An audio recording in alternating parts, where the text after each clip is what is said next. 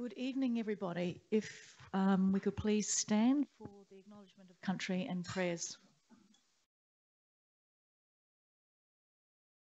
I would like to acknowledge the traditional custodians of this beautiful land and our surrounding waters, the Namanjeri and the Ramangeri people, and as a community we respect their cultural connection with the Almighty God, we ask you to bless this council and allow it to be an agent of change to the people of this city and beyond. Direct and prosper its deliberations to the honouring of your name and the welfare of the people whom it serves. Amen. We gratefully acknowledge the men and women of the Navy, Army and Air Force who made the supreme sacrifice in the preservation of Australia's freedom and democracy. We also proclaim our gratitude to those who returned to us. Please be seated. We don't have any apologies for tonight, and I'd like to welcome the gallery, the two ratepayers who are making deputations, and also welcome those who are watching the live streaming at home from the Council Day. As you know, yesterday was Australia Day, a time to reflect on our past as a nation and a community, and also I think a fitting time certainly to reflect as a council and to look forward. As I said at yesterday's ceremony, let our legacy of last year be our ability as individuals and as a community and as a nation to get back up from adversity, to use our values to help us adjust to a new normal in this COVID era, and to flourish as a strong community who really truly does care for each other as we move forward into the future. I think as a council, let us move into this new year with a focus on our community. A focus on what our community is saying and what our community is needing. Let us, as a governing body, focus on good governance, on respect and service to our community as a whole.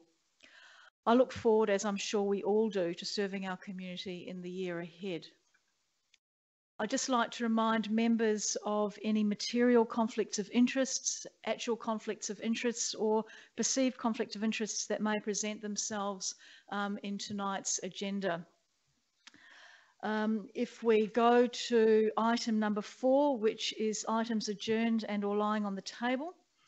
Mayor, I do have a conflict of interest here. It's material, so I'll leave the room. Thank you, Councillor Charles.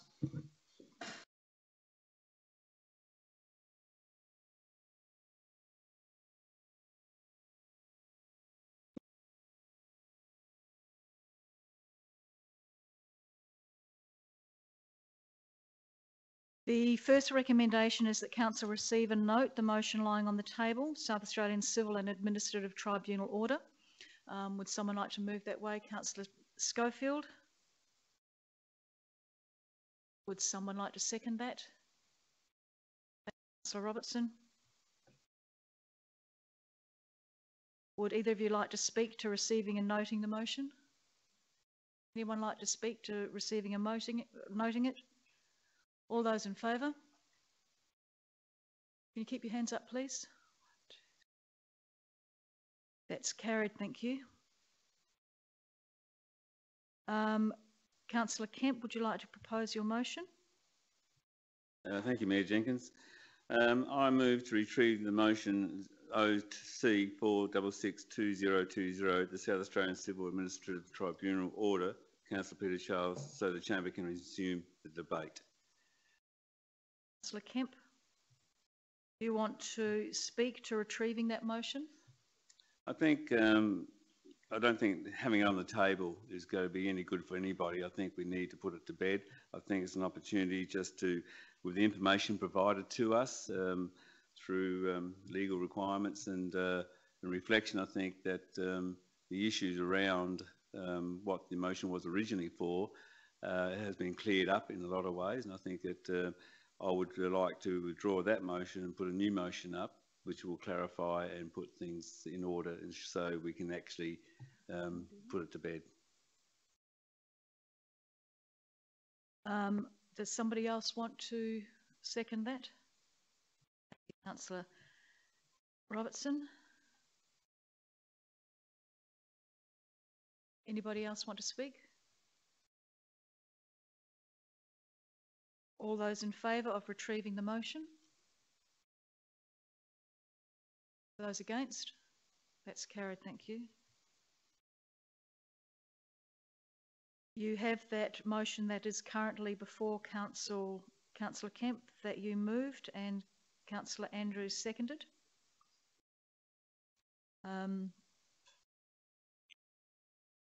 Previously, all members have spoken on the matter, and so they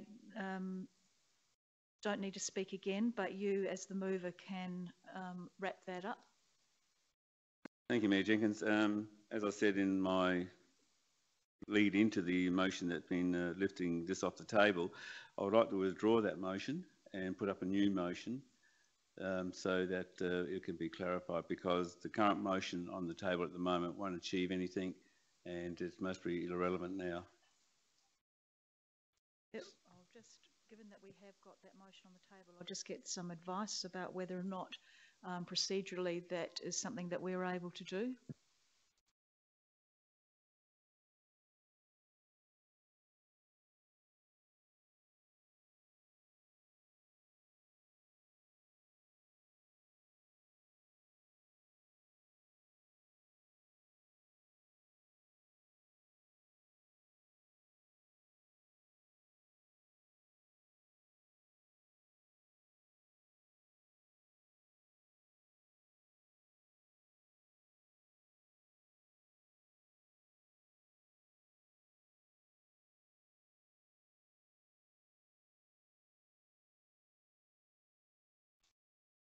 From what I understand of the CEO clarifying this, if you withdraw this motion, then this motion just goes away and it's the matter doesn't lie on the table, it's just finished with. If you put on another motion, it then becomes a motion without notice. So I'll let the CEO clarify that. Only if Councillor Kemp wishes further clarification. Obviously, there is a current motion that was in relation to a previous matter, so my concern is that if you're going to move something that's completely different, another motion, it is a motion without notice. Look, yes, I'll accept that. I'll withdraw this motion so it goes away, and I'll raise it at the motions without notice part of the agenda. Thank you.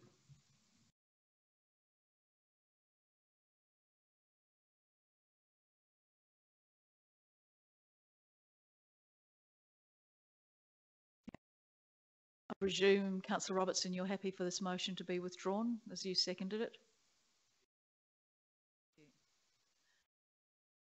Somebody might like to get Councillor Charles back. Thank you very much, Kyla.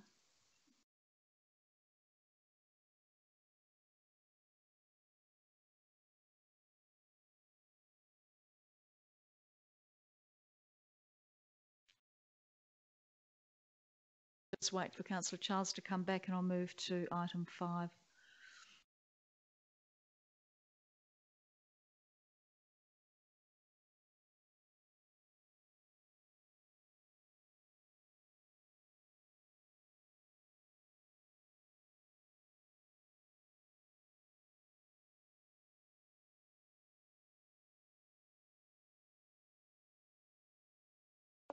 Item 5, minutes of the previous meeting being the 14th of December, and the recommendation is that the minutes be confirmed as true and accurate. Do I have someone to move that way? Thank you, Councillor Henderson. And is seconded by Councillor Hales. Do either of you want to say anything about the minutes or have any questions? Does anybody else have any questions or want to say anything? If not, I'll put that to the floor. All those in favour? Those against? That's carried unanimously, thank you. We do have 2 deputations tonight, and I'd welcome the 2 people that are doing deputations. The first one is Mr. Graham Potts, who's the president of the Victor Harbour Archery Club.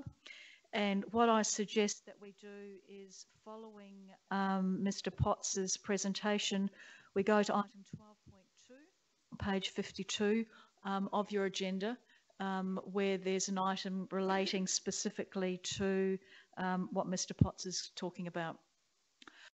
So Graham, if you'd like to come up, there's a seat right at the back there. Perhaps Councillor Charles will show you how to turn the microphone on if you haven't done that. Yeah, beautiful, thank you. And you have 10 minutes for your deputation. Won't need 10. Yeah, but 10 minutes is the cut-off time, which includes questions from the members. So please, go ahead. Thank you, Mayor. Archery is a sport that has been practiced on fields for hundreds of years, and it is a sport in every country on earth. From warriors testing their skills against each other in the Indian tribes, to the days of Robin Hood, to our modern day Olympics, archery crosses all borders and languages. Archery today is a sport that can be participated in by anyone regardless of age, gender or ability. Victor Harbor Archery Club has members from 7 to 70 plus.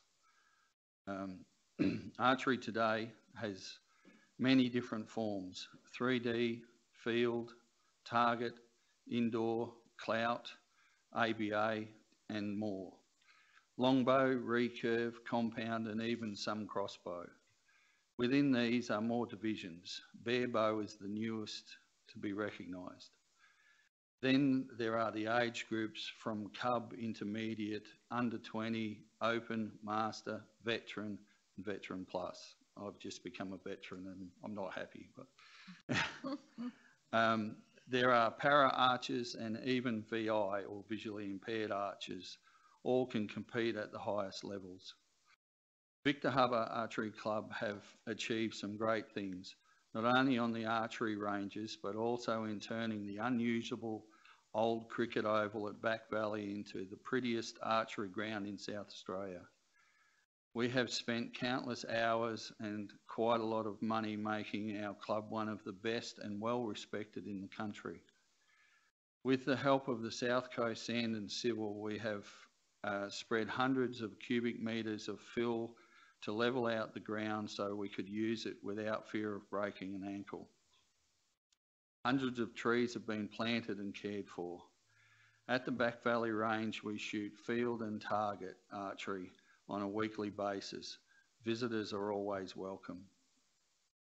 We have strengthened the old shed that was the original club rooms or change rooms. We have reconfigured it to use as a sign-in and everything else shed. Our plan is to reuse the iron from the shed to make an external cover over a new toilet block. This would keep the look of the past and also some of its history. Our club has archers that have and will compete far and wide in Australia and also overseas. We have coaches, instructors and some of the top ranked archers in Australia. The new club rooms will allow us to run more coaching courses and beginners courses in any weather and any time or day of the week. We will be able to socialise before and after the day's events in a comfortable environment, which will lead to attracting new members and keep current members, as the social side of sport is just as important to most people. On behalf of the Victor Harbor Archery Club, I would like to thank the City of Victor Harbor Council for their continued support of our club, and we look forward to working together long into the future. Does anyone have any questions for Mr. Potts? Councillor Littley? Thanks for that, Graham. I've got to agree. I haven't been to too many archery fields, but the Back Valley fields there are looking sensational. I drive past there twice a day, every day. So you're right, you have certainly improved that ground, and we're quite proud of that being there. I'm involved in local sports clubs at Back Valley. With this proposal, have you had any consultation with the surrounding clubs out there and the hall committee and the like with that at all? I'm not actually aware of it, but where is that coming into your plans as far as moving this forward? So at this point, we haven't had any consultation with any of the other clubs because there's the tennis club and the hall committee, obviously. But we're always open to discussions about different things. So I'd love to encourage that because I'm quite sure that you'd get support. yeah, I'm not speaking on their behalf, but certainly it's a growing community out there, and the archery's certainly made that feel like a real community and a sporting hub as well. So something that we're quite keen to see progress. I've been in archery now for well, I've been the president, I think, for 6 years now, and the thing that, I mean, I love archery, obviously, and but the thing that I really enjoy in archery is actually the people in archery. They are so friendly and open and helpful. I don't want to say it's not like other clubs, or other sports, but it is not like other sports. The people in our club, in particular, being a new club, they're just very willing to help. So yeah, we will be more than willing to talk to anybody that wants to, you know, come out and share the facilities or whatever. No issue with that. So. Councillor Charles, is that your hand up? Yeah, I was thinking about it. Graham, thanks. That's all right. You covered everything very, very well. I was thinking multi-use. Yes. And I don't know whether you probably have thought about this, but a marriage with a pistol club, perhaps. Could you set up, because they do tend to fit together quite nicely, and I think we've only got one over there at Goolwa. Yeah, there is one at Goolwa. Yeah, I know the one there. The issue with Pistol Club would be the SA Police. I've been in Pistol Club, so I own rifles. So there would have to be a lot of changes out there, and we're talking big dollar changes to make it accessible to a Pistol Club or to satisfy SAPOL their requirements. So I knew it wouldn't be easy, but you could shoot towards the tennis club. I think is a fairly high. Yeah, I don't think that'll work either. Are there any other questions? Councillor Robertson. Yeah, thank you, Mayor. Thank you, Graham. Excellent work you've done as a club out there. Thank you. When you look at your track record, it's coming up in the next item, in the item about the archery club, but on page 57 of our agendas there.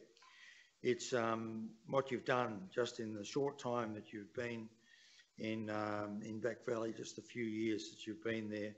You've run so many national, state and national events out there. Yep.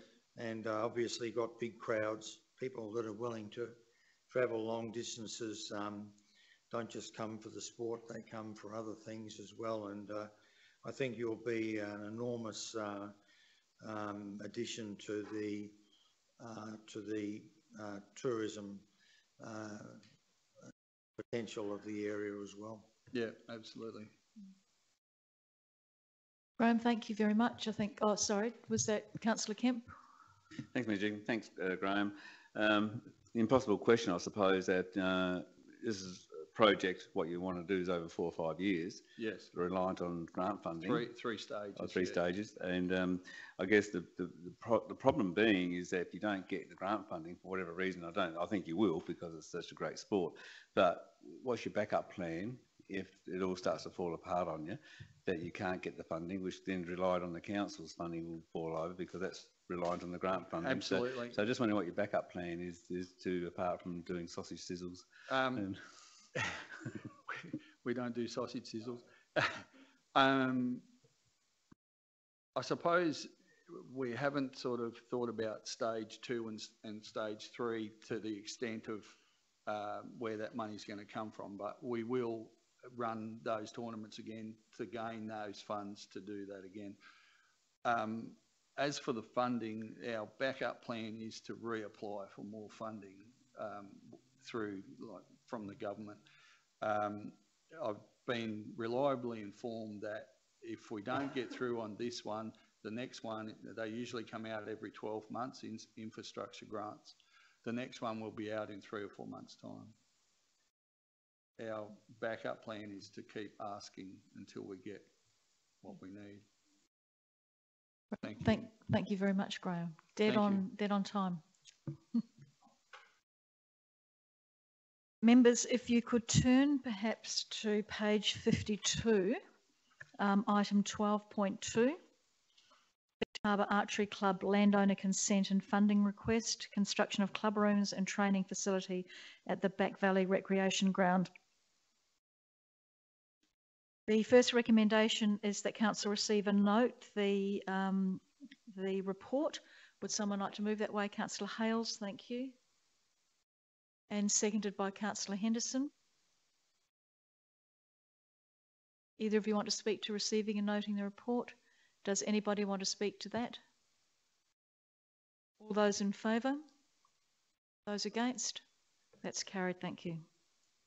The second recommendation is that council endorse landowner consent subject to development approval for the Victor Harbour Archery Club to construct club rooms and training facilities at lot 111 Inman Valley Road, Back Valley. Would someone like to move that way? Councillor Henderson. And seconded by Councillor Littley. Either of you want to speak to that? Councillor Henderson. Yes, please, Mayor. I'm probably going to repeat some of the statements that have already been said, but I think it's amazing what this relatively small club has achieved in the last 6 or 7 years. A small group of people have worked very hard to achieve what we have out there on the ground at Back Valley. Contrary to other statements, I have walked on many archery fields, and this, I have to say, is definitely one of the best. And it's also amazing that this relatively new club with a small group of people have already run national level competitions there. And it's to their credit that they've done that. And a credit to their hard work that they've been able to attract people here to shoot in these competitions. The requests we've had from this club to date have been relatively small, relatively modest, and in the next item 3, I'll not talk to that now, but I consider that to be very modest too. And I think, thinking of putting a structure there is the natural progression in the development of this club and those grounds, and it just makes sense to me that that we just support this club in what they're doing, because they're doing great stuff. Thank you, Councillor Henderson. Councillor Littley, do you want to, as a seconder, speak to this? I will. First of all, I support everything that, I back up everything that Councillor Henderson has just said there. I do want to make the point, though, that consultation and communication with the surrounding clubs is, I think, integral in this. I absolutely support this 100%, but knowing that there hasn't been consultation and communication with those surrounding clubs to this point, I think is probably to the detriment of the archery club, because they'd find that they'd get a lot of support there. So I want to encourage that. That land, the land that we're talking about there, was donated land many, many years ago by a farming family, and it was made available for the community.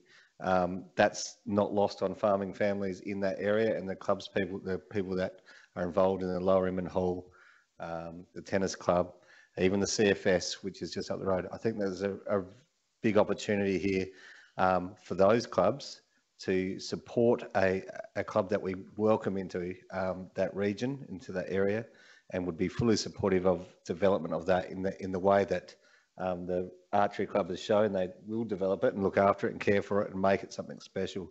So I just encourage that as we go forward. You do get my full support tonight and going forward as well.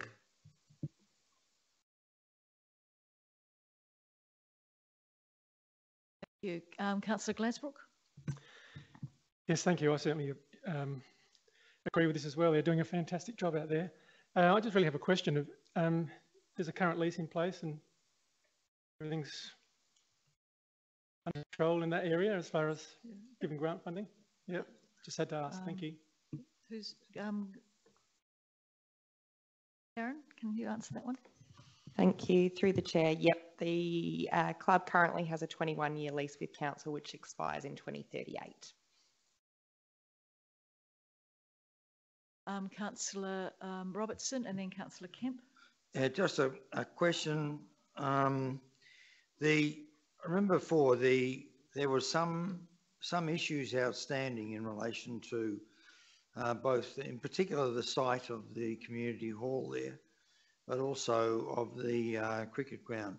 I guess that's all been resolved in the sense that the boundaries between the two and the area of land that is presently occupied as part of that lease, that it is actually been settled. It's, I guess, community land, and that it's clear title to what is being given in the lease. I'll get Karen. It's for council to be able to lease it to them would have to be community land. So my understanding it is clearly all community land. I'm unaware of the issue in regards to the cricket or any boundaries, but the lease clearly articulates the boundary and it is community land.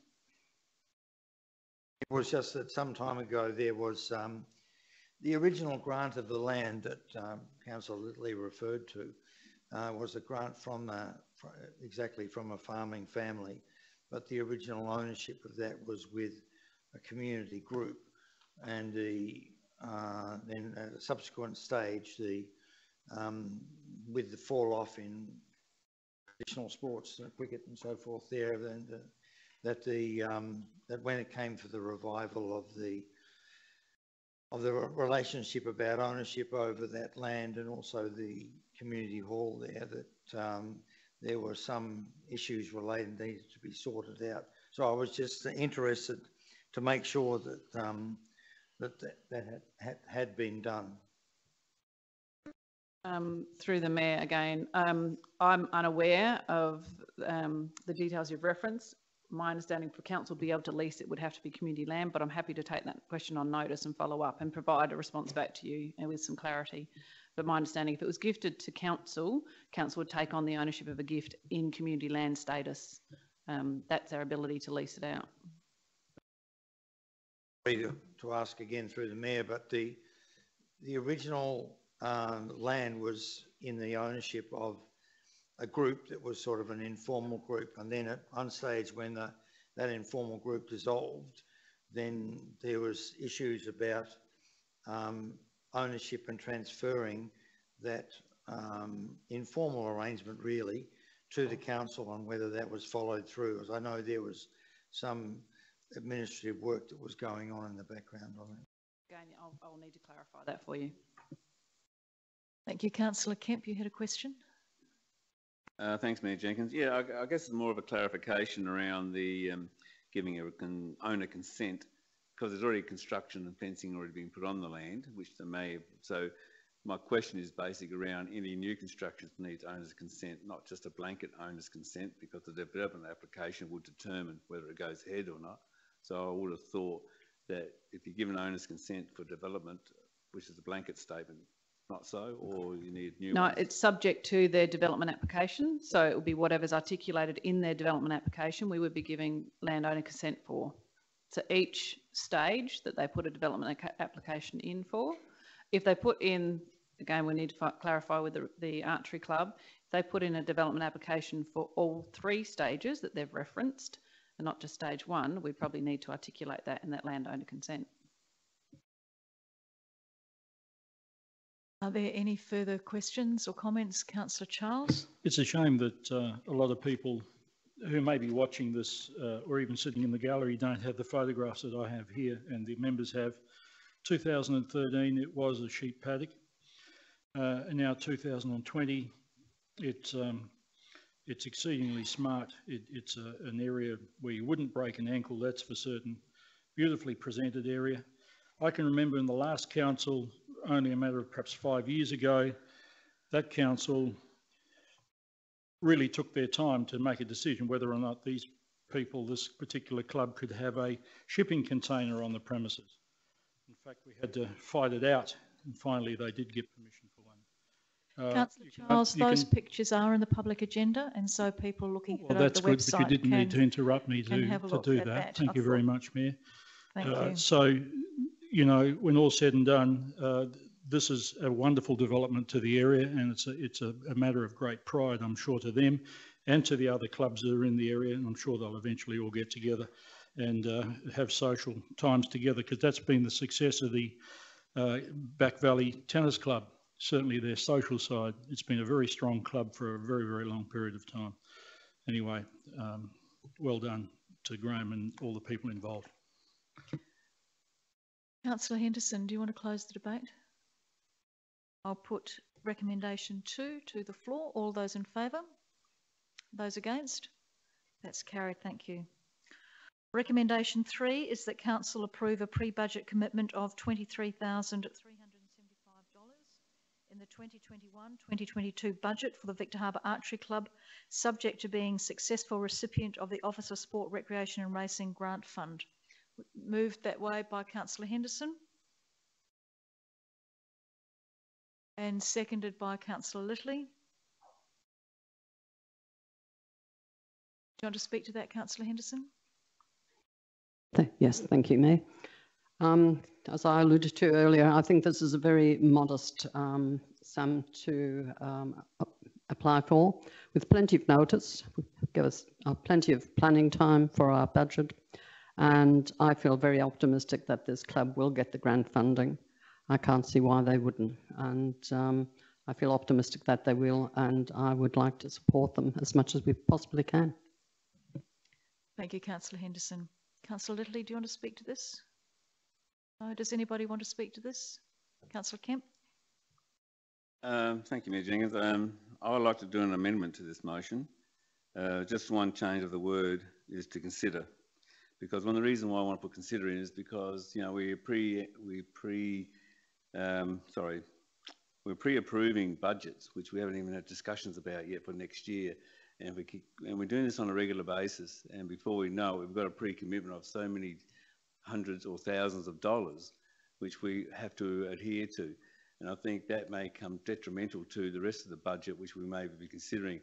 I support the motion in the sense that this funding should be made available, but not in a pre-commitment. I think we need to be considered in the budget bids, and certainly, you know, put it in that context that for that reason. But I just find it's a threat that we would keep pre-approving budgets, the bids coming in now before we even have discussions.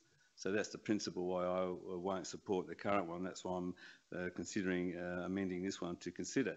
So it's not lost, it will be there, but it has to be taken into context with every other budget bid that comes in a priority, what the community needs at best. Are you looking in the first instance, Councillor Kemp, to amend that to Council consider? Yes. Councillor Henderson and Littley? Councillor Henderson, you moved the motion. I'm happy with the motion the way it is. My belief is that to apply for the grant funding, it would be a much more positive look that Council is already willing to support the club in its application. It makes for a better grant application. Point of order. And what is your point of order, Councillor Littley? I'm doing an amendment and not a variation, so you don't need to ask the mover or the seconder if they approve the amendment. I asked you if you wanted to try for a variation first. No, I said amendment. That's what I said. So you would like to amend it? What is your amendment? Is that Council approve or Council consider? Yeah, just change the one word from the Council approve to Council consider. Do I have a seconder for this amendment? Councillor Robertson seconding that. There is no debate on a formal motion. I beg your pardon. So Councillor Kemp, Councillor Robertson, either of you want to speak to that amendment? I'll close off if nobody else wants to speak. You don't get a right of close. Okay, thank you for clarification. Look, again, I just reiterate that I believe this will get up in the budget bids when we have our discussions through the next few months. I just don't like pre-approving budgets. because all of a sudden we may have to start cutting things, and it'd be hard to cut back something we've all pre-approved because it's not a priority anymore because of other issues. So I think we need to be prudent in our decision making on how we go about pre-approving budgets. I think we need to put it in the mix. It'll be considered, and I believe this chamber will support it, but it needs to be given equal opportunity as everyone else, but not be pre-approved. That's why I've changed it. Thank you. I'll just remind members that because this is an amendment, you can debate the amendment, but if you do debate the amendment and it is lost, you don't get the opportunity to debate the original motion. So if Councillor Litterly.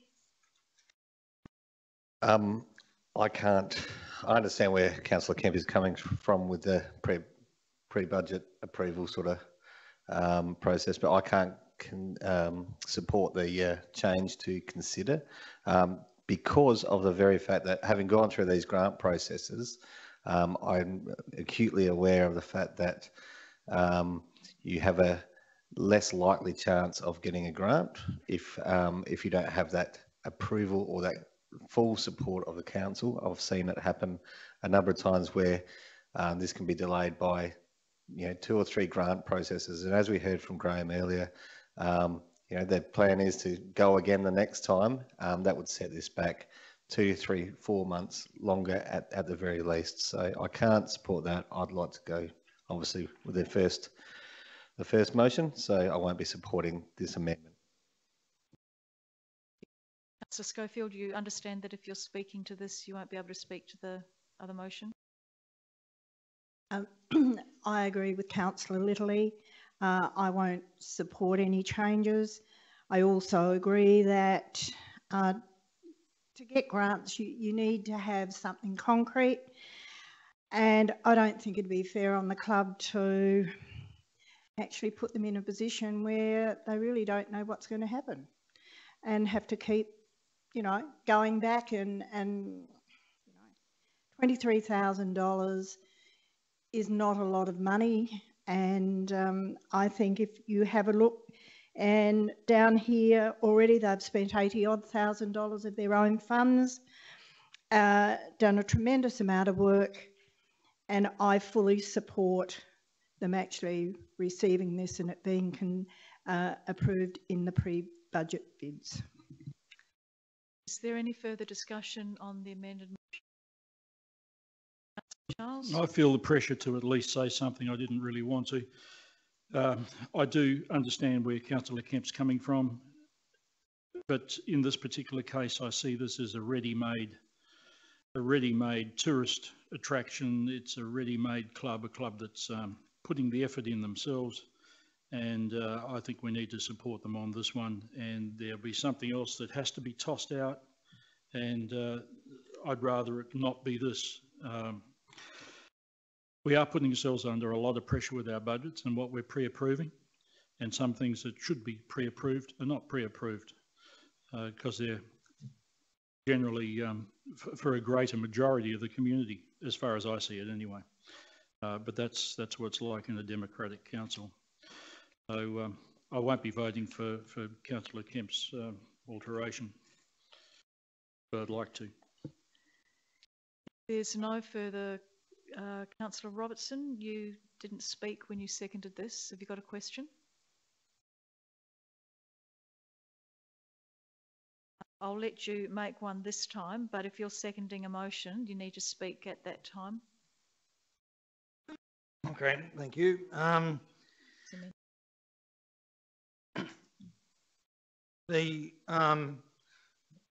This motion here is about, I'll just remind members that this motion here is about money being provided to the Archery Club in 21-22. That's next year.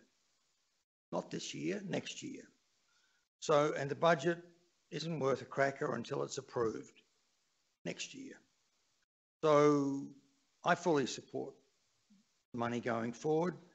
Any council support to any grant funding that's going forward now, a letter coming from the CEO to attach to that grant report saying the train is coming, but it ain't here yet. And anyway, it isn't going to come until next financial year.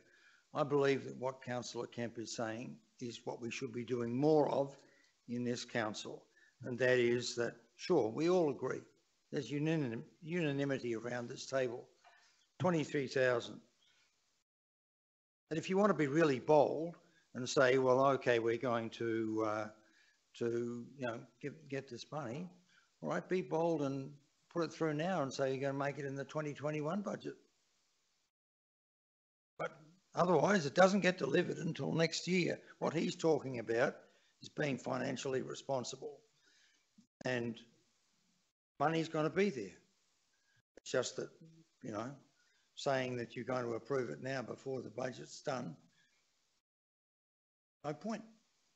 And, you know, I think he's right on a business of principle, as opposed to all the bleeding hearts that are out there saying we've got to do it now. And so that makes a difference. It doesn't make a scrap of difference. Thank you. That concludes debate. I will now put the amendment to the floor. The amendment being to consider a pre-budget commitment and change that word approve to consider. All those in favour? Those against? That amendment is lost. We now come back to the original motion that Council approve a pre-budget commitment. That motion was moved by Councillor Henderson and seconded by Councillor Littley. Is there anybody that wants to speak to it who hasn't spoken to the amendment? Councillor Hales.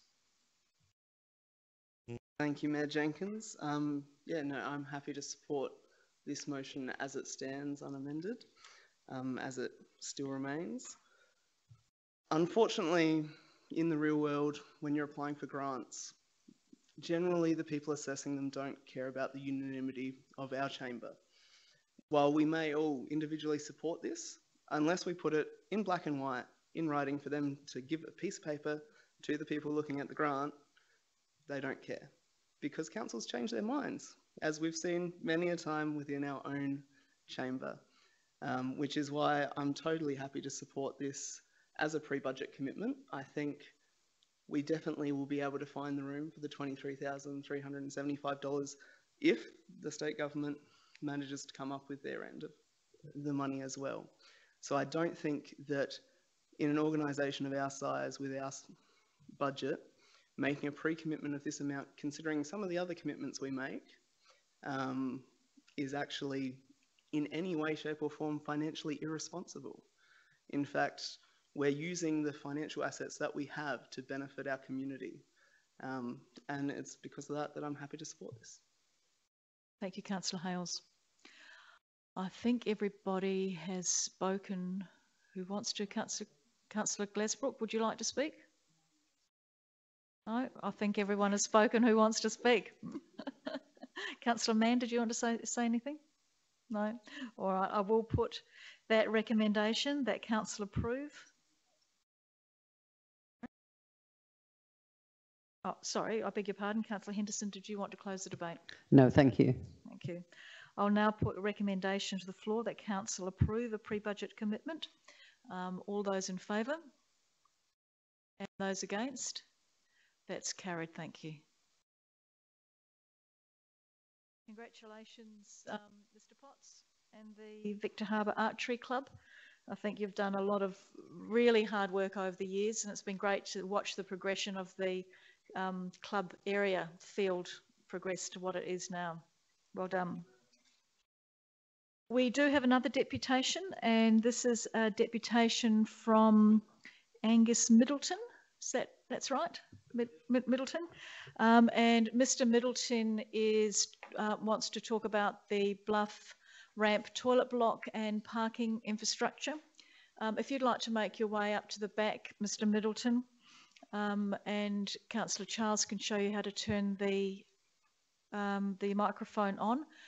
I do understand that you have got a PowerPoint presentation for us, a video for us to have a look at, and I will make the point to you also that you have 10 minutes. A bell will go off at 8 minutes to say that you have another 2 minutes to go, and that includes questions as well. So please welcome.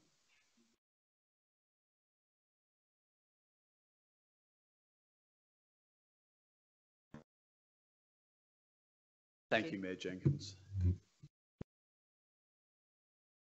Thinking someone's helping me with the video, and I'm assuming also that we've taken as read. Would you like to play the video up front? I think so. And then speak? We'll play that now.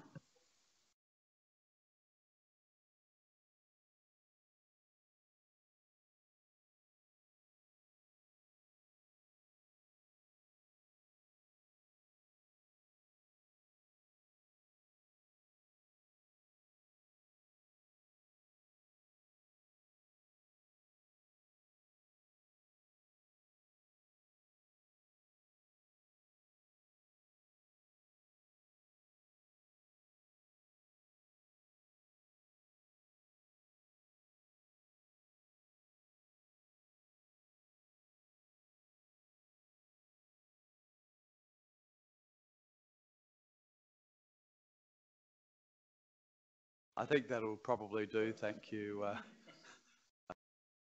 Victoria McCurdy, CEO. Stop it now. I thought you could have put some music with it or something. I think we can cut it now. Thank you. Jeff Day, ratepayer, and I co-authored a letter which was sent to Council, which I take as read. In principle, what Jeff Day and I as ratepayers are claiming is that if we keep on adding infrastructure, more and more and more fishermen and boats will come. They are coming from Adelaide. Councillor Andrew Robertson and ratepayer Jeff Day have established that this congestion is from non-ratepayers by, as per the letter, waiting on water by Arambura on the bypass road and counting vehicles. They've also established that by using this bypass, the boaties are generally, if not entirely, avoiding all services in Victor Harbour area, meaning they're not even going to be on the run and using the bathroom or getting their ice. Presumably they pick it up at the Liberty service station on their way down. The current $8 is not really a meaningful amount that they're paying as a contribution towards the maintenance and running of car parks, boating facility, toilet blocks, etc. There would need to be 25,000 parking events at $8 each in order to pay for a $200,000 infrastructure change. Suggest in this residential area, it's not a commercial area, it's a residential area, suggest parking time limits in the car park and the residential streets and significant increases charges. The effect will be that the Adelaide boaties will consider and use commercial operations or other alternatives, for example, Warina and Cape Jarvis. I think seasons passes for non-ratepayers is not in the interests of ratepayers. I'm sure the council could debate how long parking limits might be, but for example, someone going out to do their cray pots, which is often local, or on modest fishing expeditions might be two to 3 hours, not roll up at 5 o'clock and leave at midday onwards. It's a very long day, 7 hours plus parking.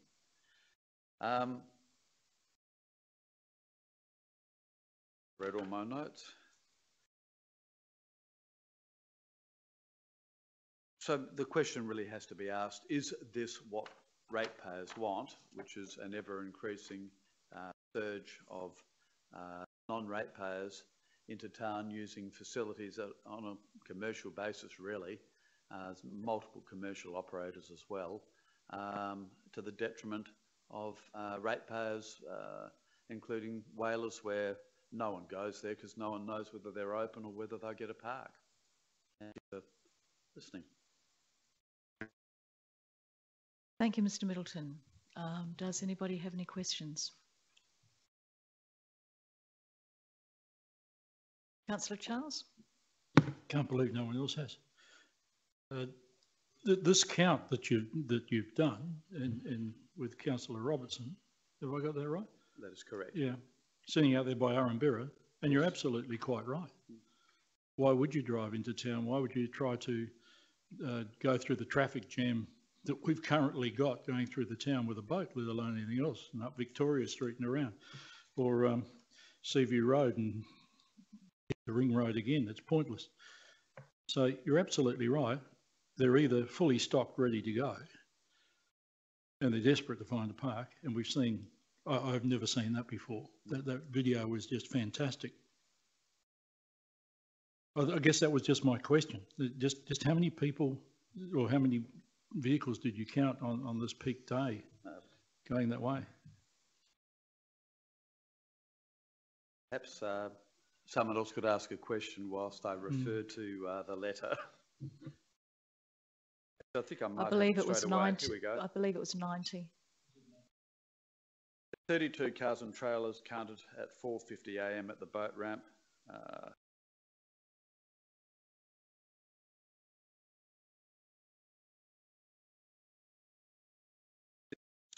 By any measure. So if we try to add 6 car parks or 8 car parks or 10 car parks and a toilet block to accommodate 32 cars and trailers at 4:50 a.m, then they'll just keep on coming. That is our argument. They will keep on coming. Get 2 more car parks, 10 more car parks, 50 more car parks, they'll keep on coming. I don't think people really want, ratepayers really want, commercial quantum of boaties who are not using or contributing to the Victor Harbour Council area. Thank you. I'm aware that Council is currently finishing off a business case to look at boat loading facilities and perhaps another boat ramp at the Eastern Beach site, which will help take some of the load off that area. We are looking at toilet blocks, which will be going out to a community consultation after tonight, if that's passed by the Chamber, to look at toilet facilities down there. And there are overload car parking up Jagger Road on the, what's the name of the reserve? On Jagger Road, Hyde Park, up Jagger Roads to try and relieve some of the strain that is on the car park currently, which, you know, I absolutely agree with your video, can be very difficult at times. Councillor Robertson, then Councillor Littley, and then Councillor Glasbrook. Yeah, thanks, Mr. Middleton, for presenting that to the council. You have two. Sorry, you have 2 minutes left. Thank you for presenting that to council. I think, yeah, what you highlight is something that's an abomination for ratepayers, and highlight the crucial issue of using economic levers and also clever regulation to help out, you know, as we gradually catch up to the capacity of that area to support the road capacity, to support more boat traffic. Thank you, Councillor Littley, and then Councillor Glasbrook. Excellent, because I've got a question, not a comment. In your observations on that day when it was busy, and no doubt it was very busy, the following day wasn't so busy. I did some observations in the following day. None of the signing that a lot of the signing that council had put in place to direct some of that traffic to better parking areas up Jagger Road and the lights, that had all disappeared. Had you seen any signing on the day when you were videotaping that directed traffic away from that congested part where there were more parks up the road? No, I haven't. Mind you, I have seen better signage around the boat ramp, which makes congestion of the actual launching process a lesser problem. both in and out, which is council's credit. Unfortunately, because it's single lane with zero verge, as the video, you've got cars just stopped in the middle of the road, and a lot of them, and a lot of boats, cars and boats, for a kilometre. The signs, actually, in fairness, on my way to Petrel Cove, I've seen a sign at the top of the road past Whalers, which refers to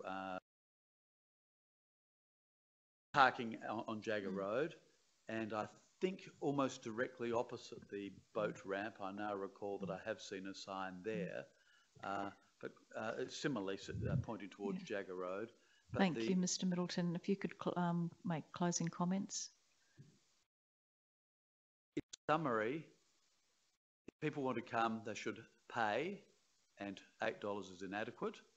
And if people want to stay extended periods, then there should be a parking limit with the closed parks and all-day parking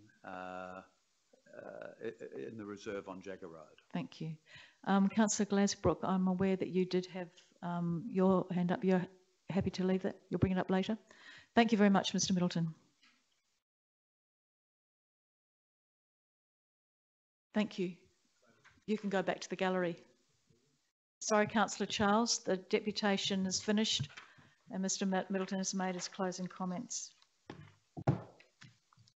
We now come to questions from the gallery, and we had some questions from Mr. Blatchford. Mr. Blatchford, your questions have been refused for the same reasons that they are refused most times that you ask them. In accordance with our council's unreasonable complainant conduct policy and procedure that has been endorsed by all the elected members here. Can I please have a point of order? Right. Councillor Littley? We'll continue, Councillor Charles is continuing a conversation with a member of the gallery while speaking over yourself, so it's quite distracting for myself. A person who's just presented a petition has been told 3 times that the deputation has been completed. Yeah. So a point of order, please. My apologies to the council chamber. I was just simply explaining to the gentleman who was asking whether he could leave at this point, whether it was correct or not. Thank you, Councillor Charles. Mr. Blatchford, getting back to Mr. Blatchford, I'm talking to you. Your deputation has been refused. And it comes under subject. Sorry, your questions from the gallery have been refused, and it comes under subject matter already answered. Once again, I will ask you to cease from sending any further correspondence to council on this matter. If you believe you have a right to do so, you should direct any further allegations or complaints to other authorities who will no doubt decide for themselves whether or not they will investigate. Thank you. Can I just ask a question, please, Mayor? Because we don't get to see the questions from Mr. Blatchford, so we only can take on board what you're saying. I'm just wondering whether all his questions are derogatory, or are they making complaints against staff, or is he just asking plain questions with no reference to staff or allegations of whatever? I'm just wondering, that's just trying to get a clarity around it, because sure. Not. If you look at your Code of Practices for Meeting Procedures, Councillor Kemp, you'll see that the Mayor, in consultation with the Chief Executive, can disallow a question from the gallery if it is outside the duties, functions and power of Council, if it is defamatory, indecent, abusive, offensive, irrelevant, trivial or objectionable in language or substance, deals with a matter subject already answered, relates to personal matters, are of a personal nature that are not applicable to the broader community, relates to contractual matters that are commercial in confidence, relates to proposed developments, relates to legal advice, are currently before the Council for resolution. When we receive a question from the gallery, that question is assessed by the CEO and myself in relation to the local government procedures at meetings regulations, and in relation to our Code of Practices, which has been endorsed by all of the council members. I'll just ask the CEO to say a few words. Through the Mayor, if I may, just to clarify, Councillor Kemp, Mr Blatchford's question was sent out on the 14th of January, and it was actually CC'd to all elected members. So all elected members' addresses, official addresses, were included in his question. So you all did receive a copy of his question, which has been the case on most accounts for Mr Blatchford, but we'll make sure that in future, when a refusal is provided, that a copy is sent to elected members together with the question to all elected members. But I was very aware that this was already provided to members. Thank you, Mayor. Thank you, CEO. Again, I may have missed that, but that's why I just clarified the question. Thank you. Councillor Glasbrook, did you have a question?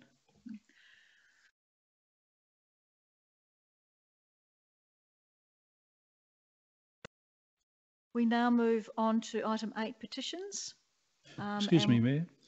After the last deputation, we moved on to an item that was similar or that it pertained to. What about moving on to the 12 point, the boat public toilet block, whilst our gentleman here is from the deputation? I think it pertains to it, because what I saw on that video was boats on all trailers. They weren't able to launch. The toilet, not empty trailers. I mean, if that's something that the council would like to do, I'm happy to do that. The toilet block item is really for the toilet block to go out to community consultation. It's not whether or not it's happening, or it's just to get the members to take that out to community consultation. But with a show of hands from elected members, those who want the toilet block going to community consultation to be done now? Yeah, I'm happy to do that. So if we move to item... Councillor Charles, do you know what page that is on? Have you got that? Item 38? Page 38, thank you.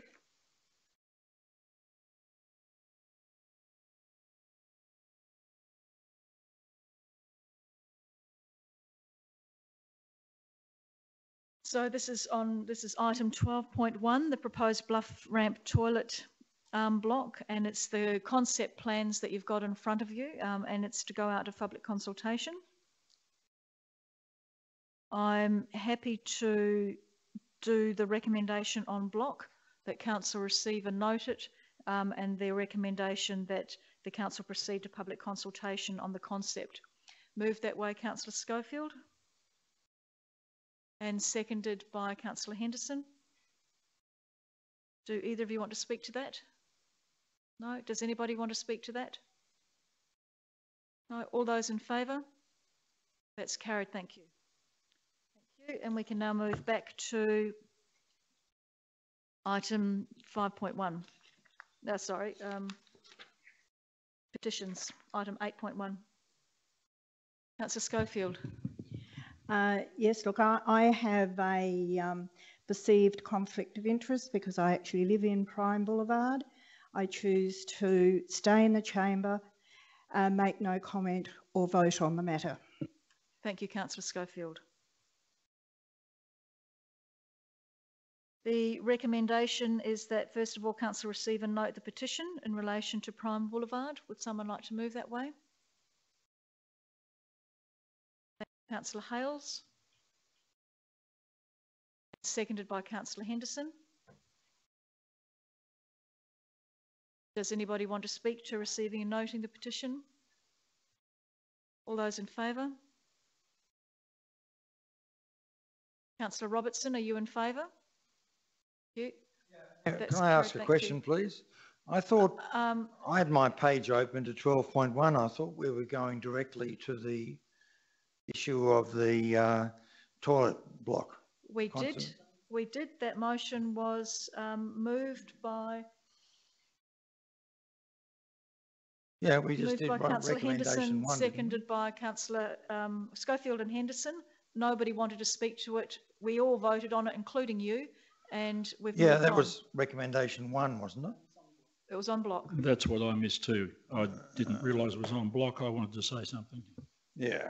Well, you need to listen carefully. Yeah, you do. Mm. So We've, on the first recommendation, receiving and noting the petition, we've had a mover and seconder. Does anybody want to speak to that recommendation 1? I'll put that to the floor then. All those in favour? Those against? That's carried, thank you.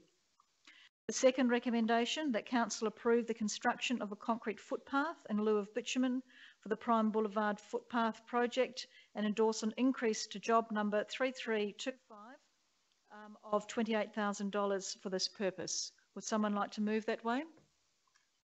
I have a question, if I may. Oakford Homes, have they contributed for this footpath in advance when they first put this development in? We have cash in the bank from them or some sort of compensation? Kelly? Through the Mayor, they would have made some contributions. I can't say whether it's exactly footpath or playground or other contributions within that area. But if a contribution was made, we have a register for that, and we do pull back funds to help fund that. But this would still be an increase to the budget, although we wouldn't need to get extra borrowings to achieve it. Do I have somebody to move that recommendation before there's any further discussion? Thank you, Councillor Glasbrook. And seconder, Councillor Hales. Do either of you want to speak to that? Councillor Glasbrook? Yes, I will speak to it. As members know, I'm normally the one that doesn't want to spend any money.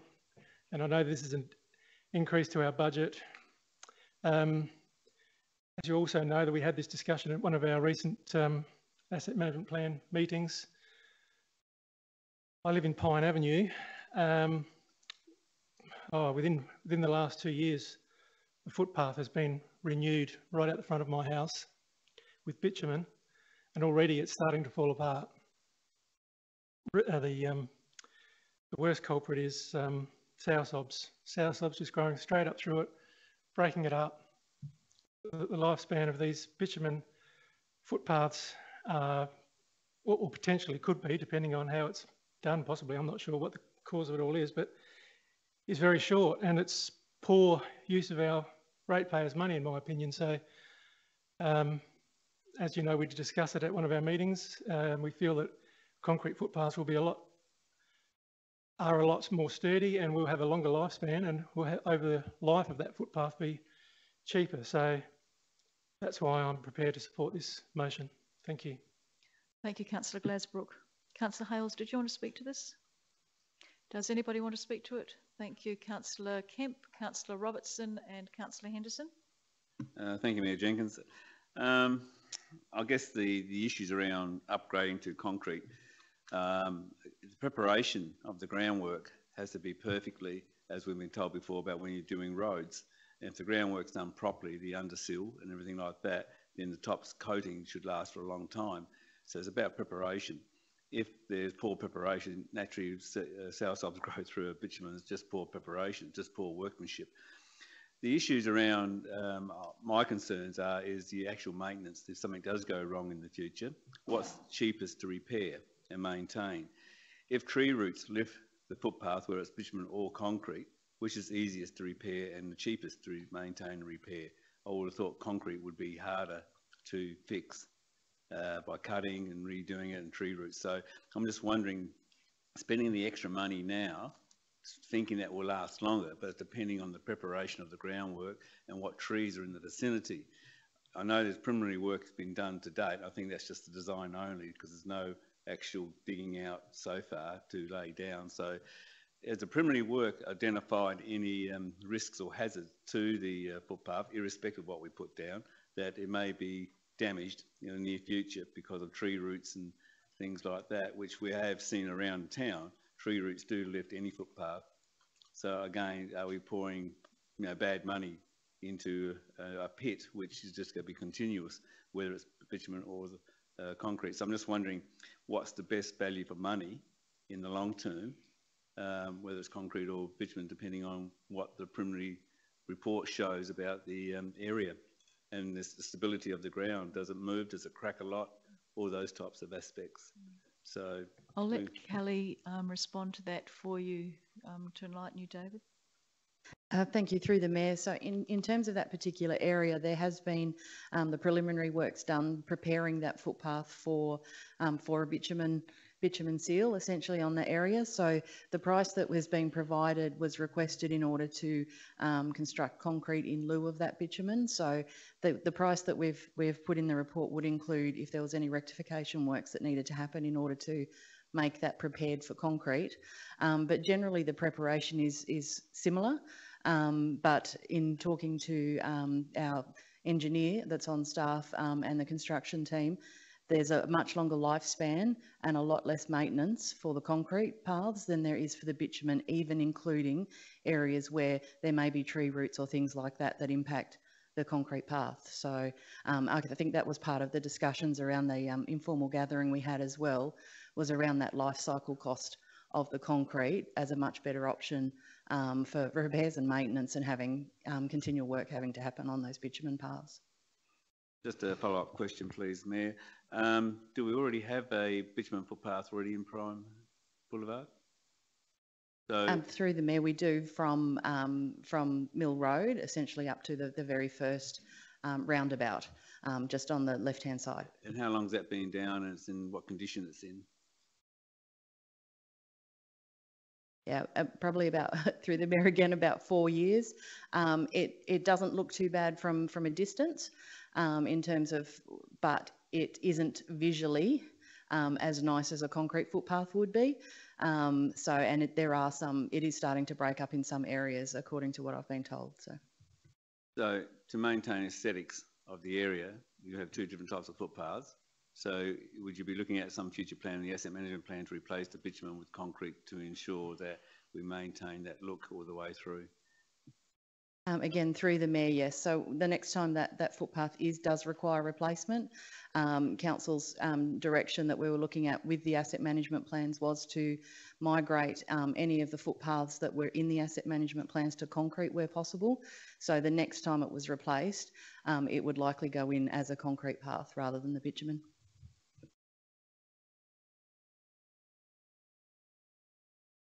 Thank you. Councillor Robertson. Thank you. Yeah, I refer in here to the petitions that were sent in saying that the residents who signed the petitions would be wanted it to be sealed. It could be either concrete or pavers. On the issue of the bitumen, my understanding from our asset management plan is they're supposed to last for 20 years. Concrete paths quite a bit longer than that, but if the bitumen, our bitumen footpaths are only lasting 3 or 4 years, something seriously wrong in terms of the way we lay them. But my interest in the one about whether it's concrete or pavers is that here we go again on issues that we're supposed to be working towards a more sustainable future, and putting down concrete footpaths, surely a way to make sure you don't get any water penetration into the land, where at least with pavers, you can actually get pavers that do allow quite a lot of water straight through the profile. Concrete doesn't. And so I was just wondering, in the preparation of this document, when we come to the issue of here, the residents are saying they'd be happy with pavers. Pavers may indeed be more expensive because of the cost of laying them, but has that been considered? Because it's not obvious here that it has been. Thank you. Through the Mayor, pavers were considered, but yes, they are significantly more costly to lay. But also the reason for the recommendation being a concrete footpath was in line with the direction that Council provided to us about the future materials that we were going to use for footpaths as per our asset management plan discussion. So it was provided on the basis of a consistent direction forward. Can I ask a supplementary question? Could we start to look seriously, because there are concrete materials that do allow quite don't provide a total seal in the sense of letting water through. So I'm hoping that we might be graduating to that sort of material. It's a board product. Through the Mayor, if I may answer that one, in line with Council's environmental management plan and also your declaration in regards to emergency management, you've directed Council's administration to look at many ways in which we can find better ways, products, programs and services. So absolutely we can look at those different areas. And also in regards to water retention and garden beds is another options that many of the councils are doing in water saving urban design. Thank you. Councillor Henderson. The additional 28,000 spent now on installing concrete rather than asphalt would, in the long term, save money, and that's well proven. If you do any research on concrete paths versus asphalt, you discover that. There are several reasons for that. Concrete has better resistance to impact. The rigidity does not diminish over time as the asphalt does, and the distribution of weight is more even over concrete than it is over asphalt. So there are many reasons why it's worth spending money on the concrete in the first instance for savings into the future. However, I'm wondering if we can afford this in our present budget. I'm passionate about footpaths, passionate about our footpath network in our city. So I would like to see this go ahead if we can afford it. And I do have a question to follow up that statement, possibly to Kelly. Would it be better for us as a chamber to consider holding this over until the next financial year and not only creating a concrete footpath, but also including the pedestrian crossing in the same budgeting assessment? So through the Mayor, in terms of this year's budget, this item is a capital item. It's a project that is ready to actually be done, so that the base has been prepared. So we would be delaying and holding off on actually going ahead if we left it till next year. The capital budget for next year is huge, if going by the asset management plans as well. So there's not a lot of benefit in holding it over to next year for this amount of money. So I wouldn't say that there was a major benefit to doing it now or next year, except that the project is already ready to go. So in terms of completion of that going forward, that may be the thing that council considers as the more important priority. Thank you. Councillor Charles and then Councillor Littley. I think the pavers are a brilliant idea because they deliver water through to the aquifer and to plants and so on. It doesn't all just run down the street and into some storm drain or some sort of retention pond or whatever. There is a very big difference between Prime and Pine streets. Pine is an old neighbourhood, simple as that. It's had a footpath and it's worn out, I suggest, and then it got replaced. Perhaps it wasn't replaced as well as it should have been. It sounds like it wasn't. But an area like Prime, and I don't know for sure, but I think we've learnt our lesson and we've got builders and developers putting a footpath on one side of the road nowadays. But back in the days of when Rapid Drive, for example, at McCracken was built, no footpath extended down there, and that wasn't it's a very narrow street, way more narrow than Prime Boulevard. And one car parked on the side of the road and one on the other side, and it made it very difficult for walking. But our main problem is, if we're not already insisting on a footpath being built at the time, and the excuse from developers and builders was, oh, if we drive over it with a truck, we're going to break it. And that'll be a problem when we're developing a block. But steel can be put across the footpath and it can protect what's already been built, and they should be there initially. If you go down Prime Boulevard, I think just like any other, you've got some people growing their gardens right to the gutter. You've got other people with decorative things from boulders to statues or whatever else in the garden. And then there's other people who've got gravel or round river rocks.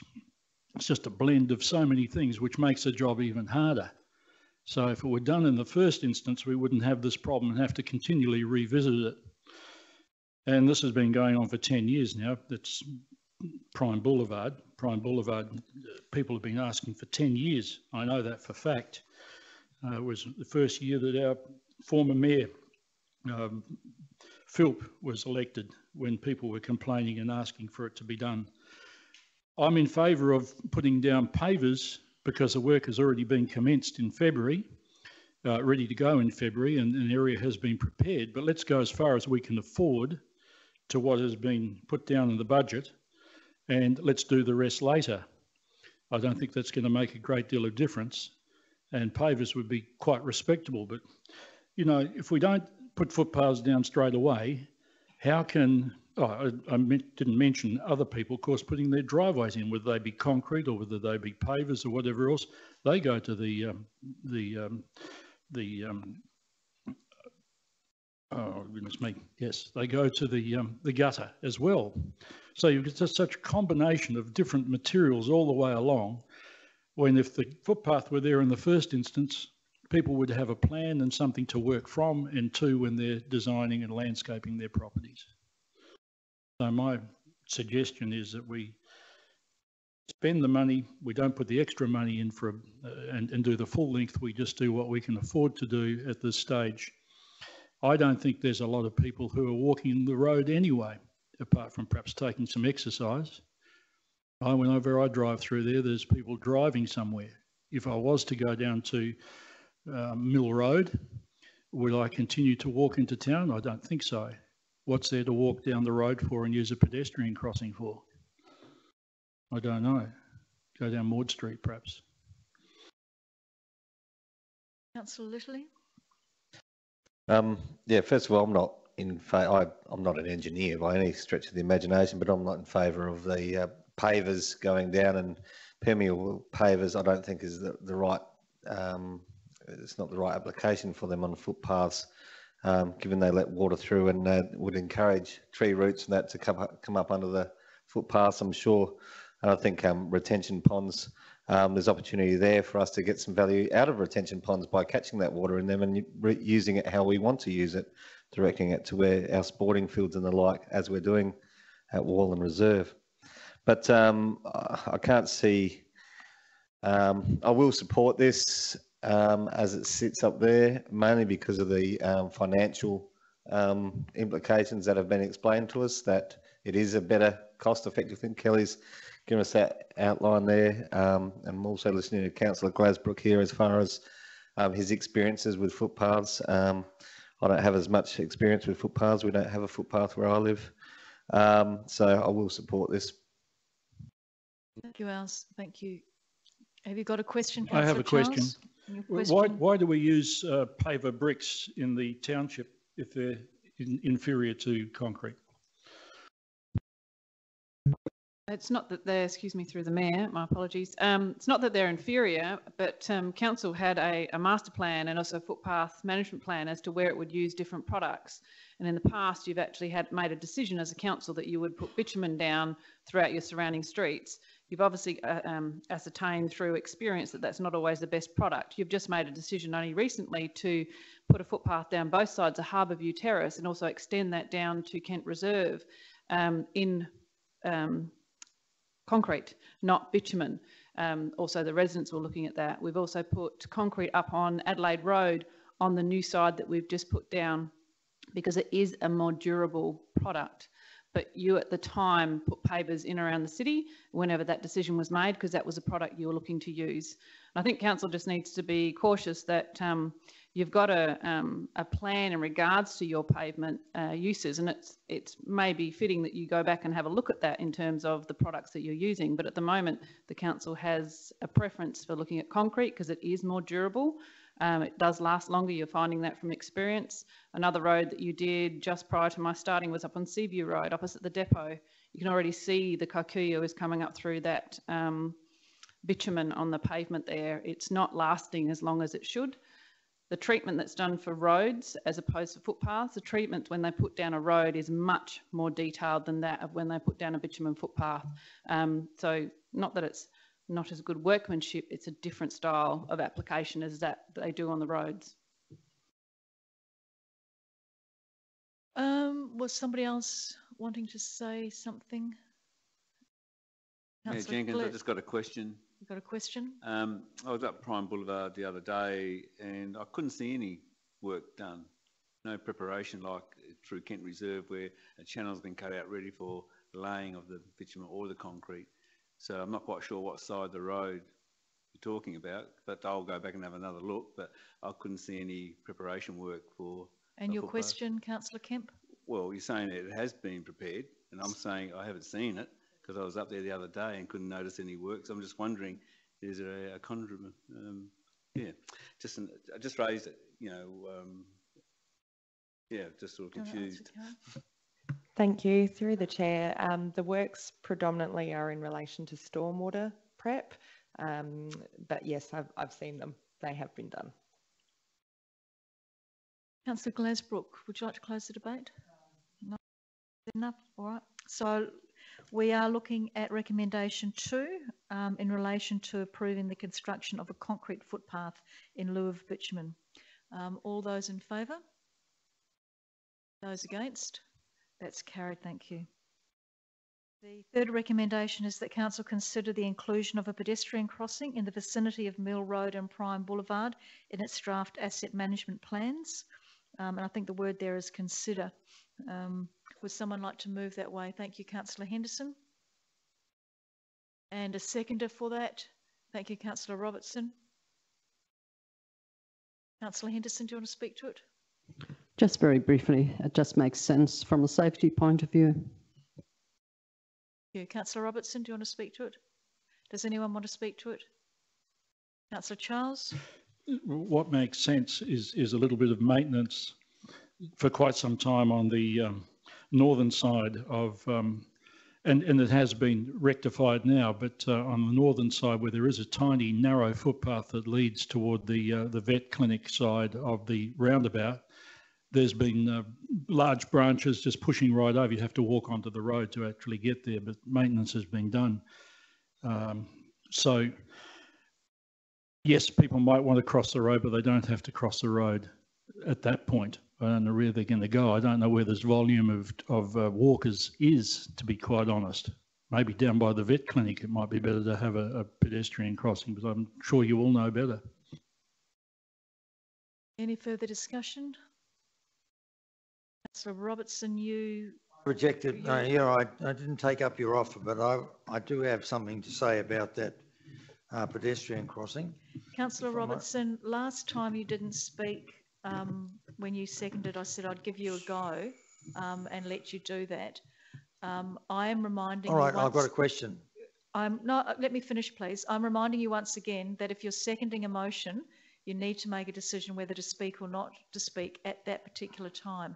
Well, I will let you speak this time, but I am reminding you, as I will remind any elected member, of the correct procedures. So please speak. One of the things about this, it's a question. Has the administration given some serious thoughts to a pedestrian crossing down at the Mill Road and Prime Boulevard intersection? My travel up and down Prime Road is one where you come over the top of the hill if you're travelling from Victor Harbour. You come over the top of that sharp little hill, and all of a sudden, if you're going to turn right into Prime Avenue, Prime Boulevard, you have to get over onto that side of the road quickly and slow down rather quickly, because there's not much distance in coming down that sharp hill before you go into a sort of a side laneway, which is very, very narrow. It'll only hold 1 or 2 cars maximum. So where a pedestrian crossing would go there would probably have to be given some serious thought, because the best place for it may be the footpath on Prime Avenue if it hasn't been actually decided which side of the road it's going to be on, that it should be on the road that would be the most westerly part. But tricky place to put a pedestrian crossing. Was that a question? Yes, it was. Has the administration thought about where they're going to put it? I'll just ask Karen. Well, I'll go through the Mayor. At this stage, if it's placed here for us to give consideration to it, then we will.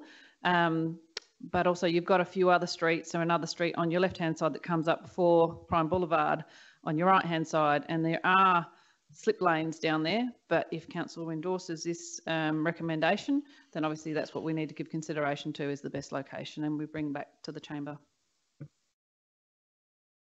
Is there any further discussion on this recommendation?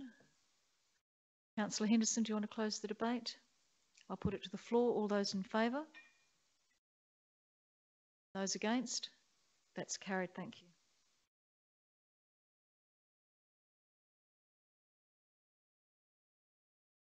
Item 9, outstanding resolutions. And the recommendation is that Council receive and note the outstanding resolutions. Do I have someone to move that way? Thank you, Councillor Schofield. And do I have a seconder? Thank you, Councillor Henderson. Do either of you want to speak to that? Councillor Schofield? No. Does anybody want to speak to the outstanding resolutions or have questions in relation to the outstanding resolutions? Councillor Kemp and then Councillor Charles. Thank you, Mayor Jenkins. I had it in, I've lost it. It's to do with the McKinley Street upgrade multi-deck car parking proposal. It started in the 16th of December 2019, this aspect, and here we are.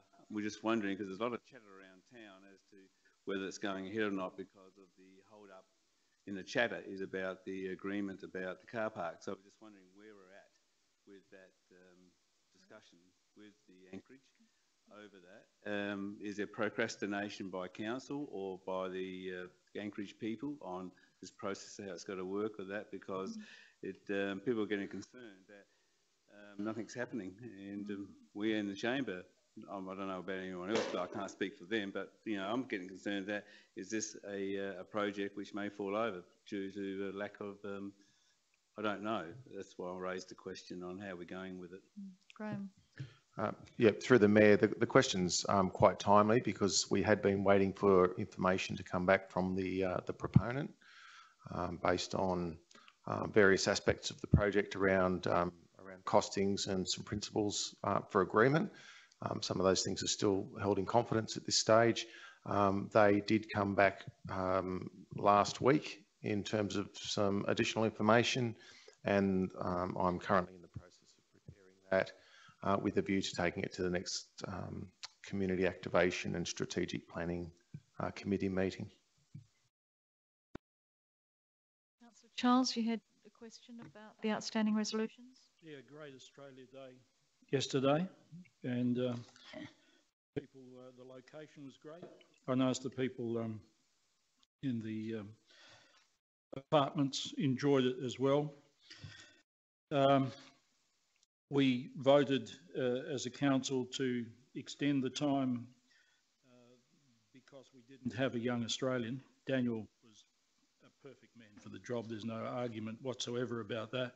But have we now set ourselves a precedent that all these applications can be taken any time now, whether they are in time or not in time, or they're received weeks after? My understanding is that applications are open for the following year, but we have a specific time period in which we call for applicants.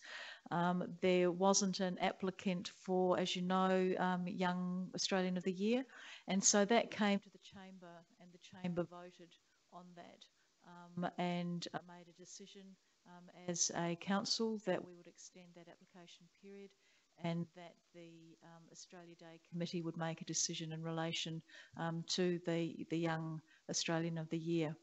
I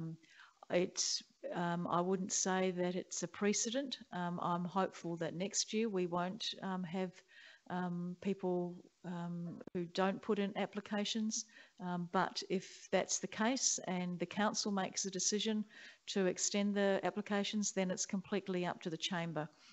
It's not a decision that anybody can make on their own, so it's up to you. I'll just see if the CEO has anything else that she wants to add to that. Through the Mayor, I think you've captured most of it. I think the one thing Council probably needs to do is look that we do some better promotion and advertising and trying to encourage more nominations, because we don't tend to get a lot of nominations. Obviously, we're not hitting the mark in that sense. So I would like to see us probably improve the way in which we do our marketing and promotion so we can get some more applications coming through during that time when we do the official calling. But the Australia Day Council guidelines specify they pretty much are open all year round. So it's not to say we would, if we got an application tomorrow, it's not to say we would refuse it. We'd say, well, we'd consider it at the time and when we do the call for Citizen of the Year. Any further questions relating to outstanding resolutions?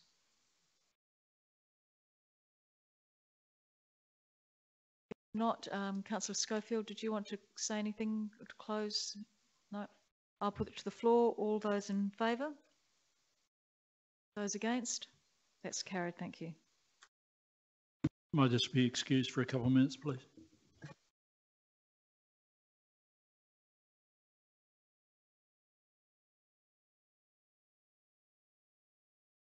The next recommendation, the next item is 10.1, Flourishing on the Fleurieu 2021.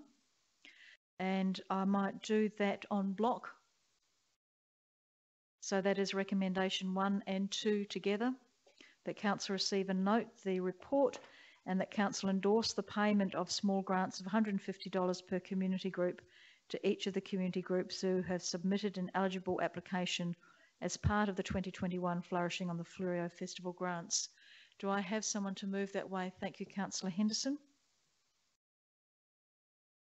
And someone to second that? Councillor Schofield. Do either of you want to speak to it? Does anybody want to speak to it? Councillor Robertson.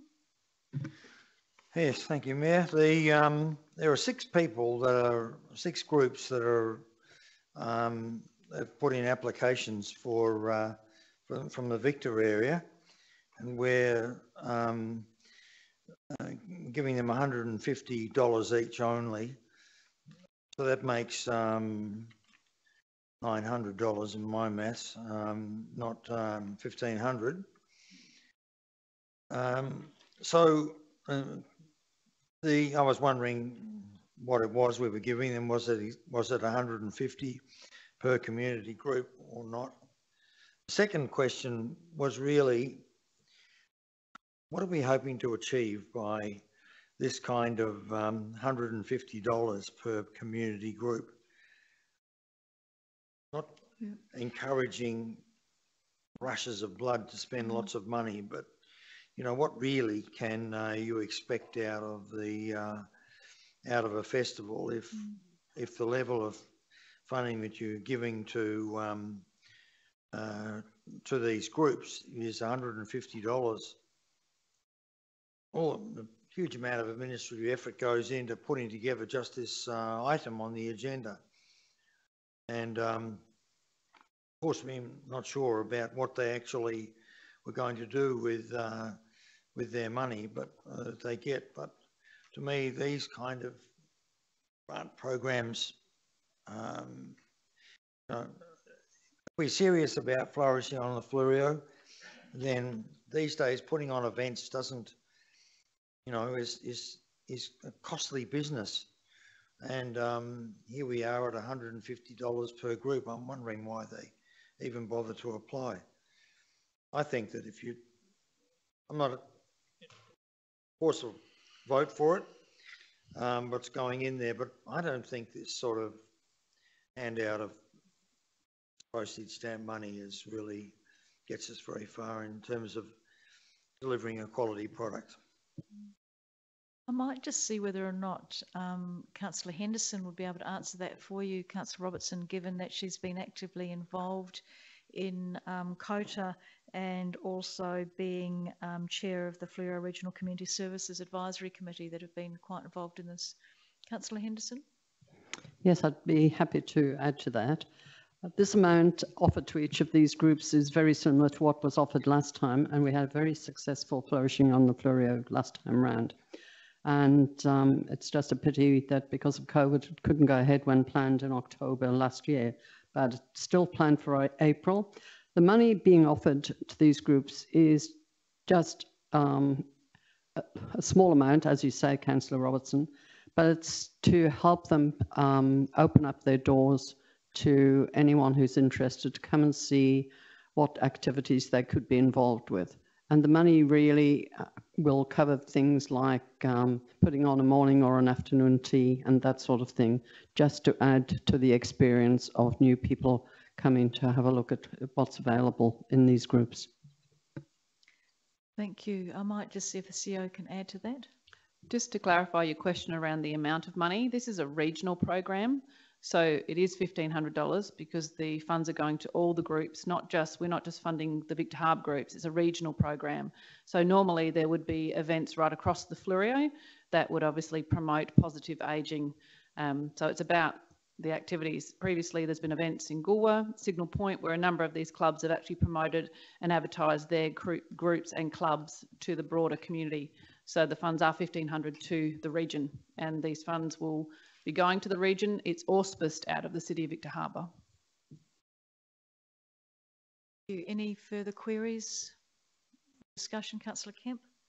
Thank you, Mayor Jenkins. Again, just a question of clarification around, this is part of the process that Alexandrina Council pulled out of, where, what I'm trying to think of, that would they help, would Alexandrina Council and Yankalilla put in $1,500 as well, so there's a bigger pool of money to give out, a greater pool of money to these groups, so they have more money to do something with, more so than just a small $150 worth. They could get $400, $500 if the other councils contributed as well.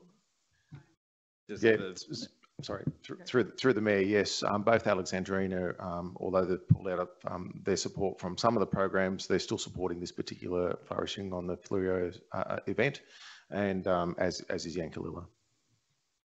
So then, just a final question on yes. that. Is it worthwhile then a collaboration between the three councils to have a single pool of money where a representative from each council sits on the panel to select the groups throughout the Fleurieu and give them a bigger pool of money to work with? Is that a possibility? Through the Mayor, I believe that's already done effectively through the committee that has representatives from each, but certainly you know, the model can be reviewed as well, and perhaps part of that opportunity is through the upcoming service review for community services. Yeah.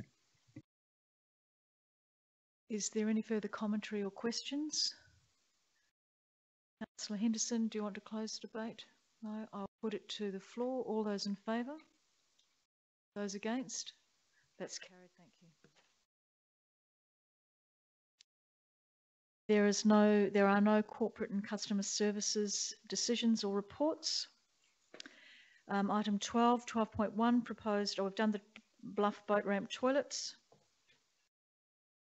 We've done 12.2, the Victor Harbour Archery Club. So we move on to item 12.3 on page 60. Councillor Mann. Mayor Jenkins, I'd just like to note a perceived conflict of interest potentially, as my uncle and auntie are one of the 266 properties that are a part of this next item.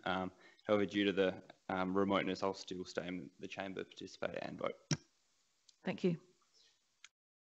The recommendation I will do on block, because the first part is receiving and noting the report, and the second part is Council endorsing a pre-budget commitment of $46,500 in the 2021-22 operating budget for an extension of the organic green waste side curbside collection, as we discussed, I think, at the last CASPAC meeting. Do I have someone to move that way? Henderson?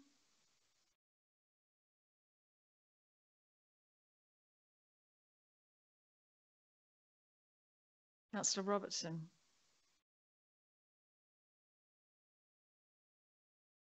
I just ask, when I ask for a mover and a seconder, if you can participate, it makes things flow a lot easier. Councillor Henderson, do you want to speak to this? Councillor Robertson, do you want to speak to this? Yes, thanks, Mayor. I do on this one. I think Frawa has done well. I was expecting them to come up with a much bigger figure to cover the costs, having had some information from Mr. Grenfell, the CEO of the authority, about what it would cost potentially to have this extra bin service. And he's done well, I think, to keep the cost down to what is here, $20,000, which I assume is providing each household with a bin and some bags, and $26,000 per annum to pick up the waste, which I think would be fortnightly. That's 26 pickups a year. So the authority's done well. But I think this is a bit light on, in the sense that, yeah, sure, it's and it also is. I'll put it again. It's a pre-budget commitment to do this in next financial year, so I think it should be considered, not necessarily endorsed, but I'm sure it'll happen, as with the archery field. But I would have liked to have seen out of this that we don't just, okay, the residents want green bins. I talked about this last time it came up. Why can't we do some research? Why can't we gather much more information out of this process so that potentially we even get rid of the second green bin process that we're voting to spend money on?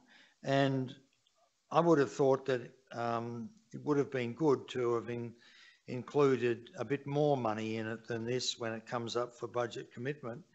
I would have liked to have seen a survey done by Frawa of those 266 properties, proper survey,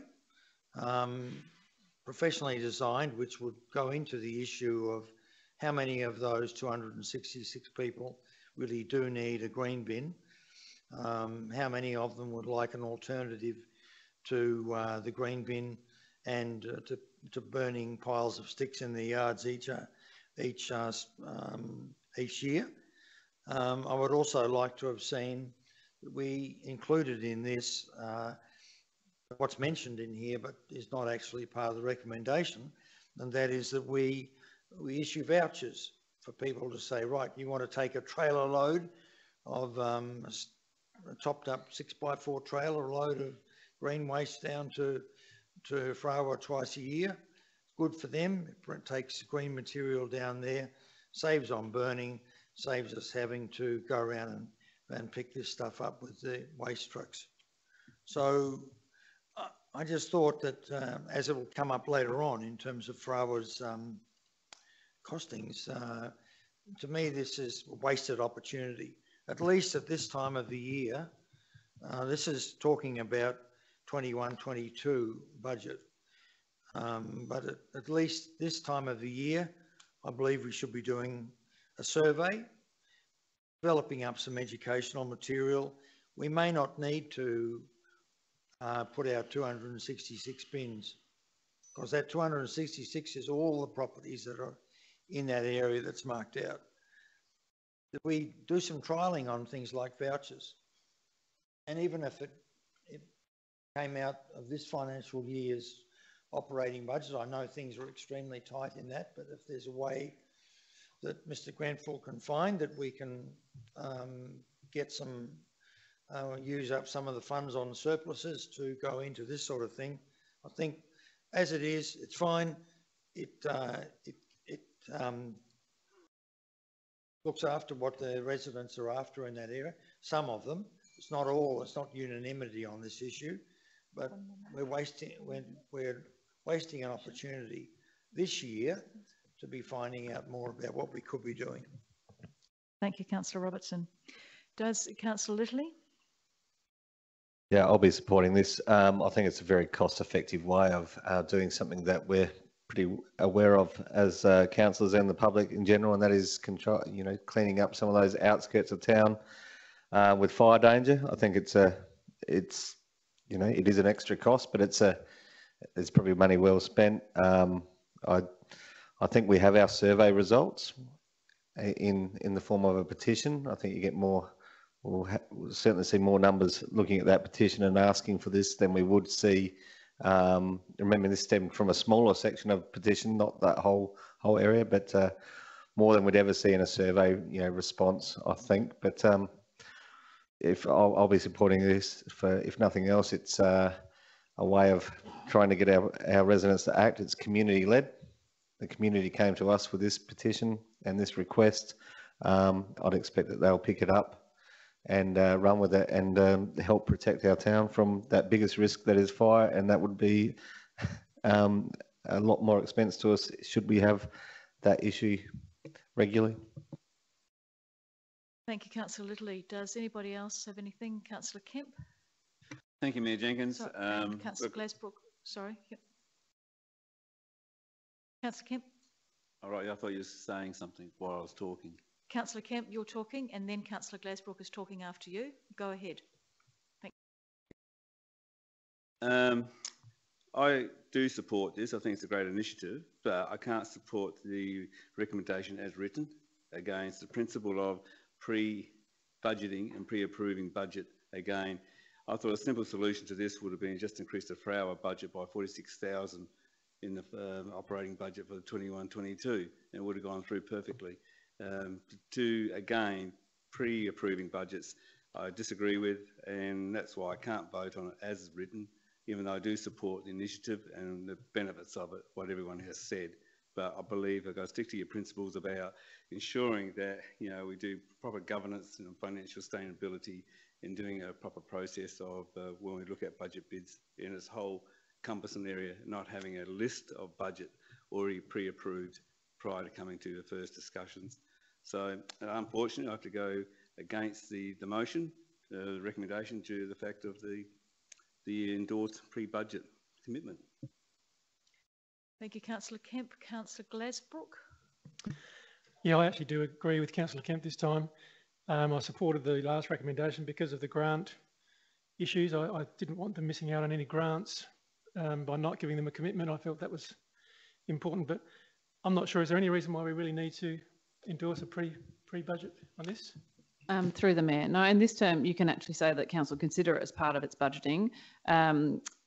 Part of this was about actually giving Frower an opportunity to prepare for.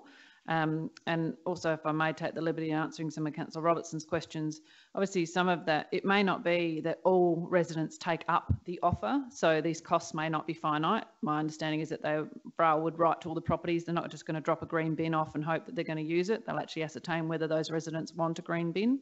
And part of their education program, and Councillor Glazebrook, you may be able to add to this, is already quite extensive in terms of ensuring people utilise that green bin effectively, either using compost bins or worm farms, other ways of actually getting rid of their food waste and green waste, and not just putting it in the green bin.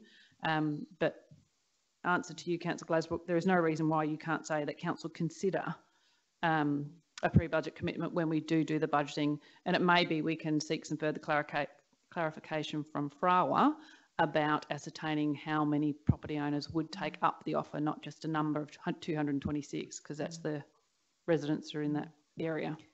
Councillor Glazebrook, would you like me to see whether or not the mover and the seconder are happy to vary that motion by changing the word consider rather than endorse? Councillor Henderson, you moved the motion. Are you happy to change that from endorse to consider? Yes. Councillor Robertson? Yes. So that motion has been varied, and the motion is that Council consider pre-budget commitment.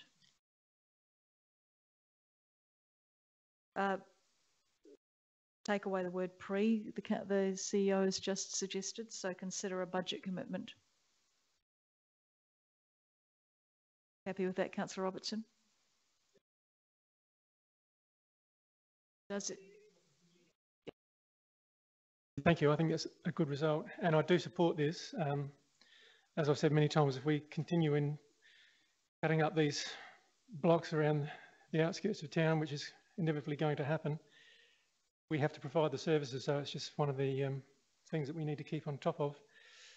Just in relation to some of the things that Councillor Robertson was mentioning, in relation to surveys and whatever else, it's just reminding members of the trial that's been going on currently up on through the Hayborough area with the weekly green bin rather than a weekly blue bin for those residents.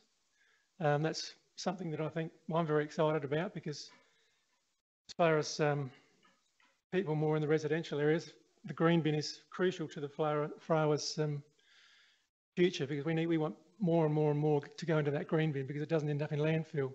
So we have that trial going at the moment, and I'm very excited to see the results, which we don't have at this stage, but when we get them, we'll bring them back, and we're always looking to improve things. So if you have any ideas, please bring them forward. Thank you, Councillor Glasbrook. Does anybody else wish to speak to the motion? In that case, then I will put the motion on block. Oh, sorry, do you want to close, Councillor Henderson? Yes, I'd like to close the debate. Thank you, Mayor. I think the more green waste we can recycle, the better. And given this Chamber's commitment to the environment, I think this is very much a good idea. There is plenty of evidence that many of these blocks do burn some of that green waste because it isn't picked up in a green bin. And also with the food waste going into the blue bin, that goes into landfill, that also produces methane, etc. That adds to our greenhouse gas problem. And given the Chamber's commitment to being a carbon neutral city by 2030, I think the more green waste we pick up and recycle and have Frawa compost, which is then returned to the soil once it's composted, all the better. Thank you, Councillor Henderson. I'll now put the recommendation on block to the Chamber. All those in favour? Those against? That's carried. Thank you.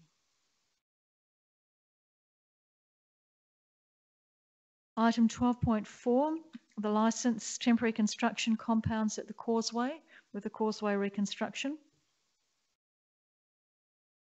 The first recommendation is that Council receive and note the licensed temporary construction compounds Causeway reconstruction report. Would someone like to move that way? Thank you, Councillor Kemp.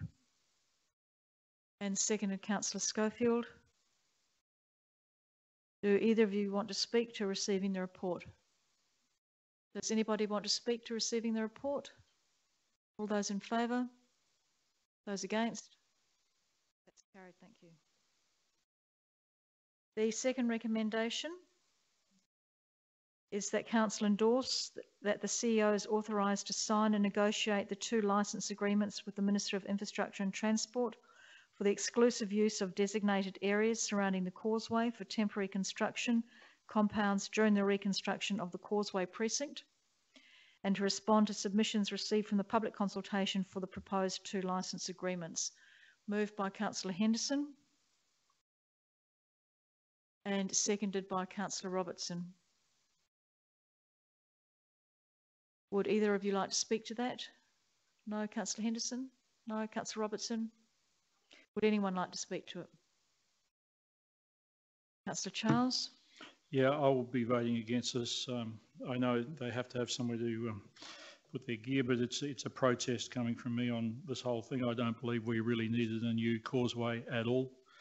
I think it's been a big mistake. I don't think they looked at the opportunities and the other possibilities, and there were plenty of them. So, you know, let's just see how much this ends up costing the state government when they hit granite. And I'll leave it at that. Thank you. Any further discussion? I'll put the recommendation to the Chamber. All those in favour? Those against? That's carried. Thank you.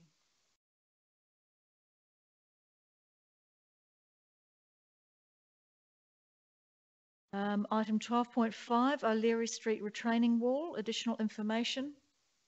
The first recommendation is that Council receive and note the O'Leary Street retaining wall additional information report. Would someone like to move that way? Thank you, Councillor Henderson. And do I have a seconder? Thank you, Councillor Mann. Would either of you like to speak to receiving and noting the report? No, Councillor, no. Would anyone like to speak to receiving and noting the report? Councillor Glasbrook. It's a question, really. I'm just wondering what the additional information was. I've read this report and I can't find a lot of additional information. Through the Mayor, there is additional information in this report, and also there was additional information provided as part of the questions on notice that Council received from Councillor Charles. Any further commentary or questions? In that case, then I'll put the first recommendation to the floor. All those in favour? Those against? It's carried, thank you. The second recommendation is that Council endorse an increase in the 2021 capital budget of $120,000 for the construction of a retaining wall to support the sealed portion of road in the road reserve between 8 and 14 O'Leary Street. Would someone like to move that way?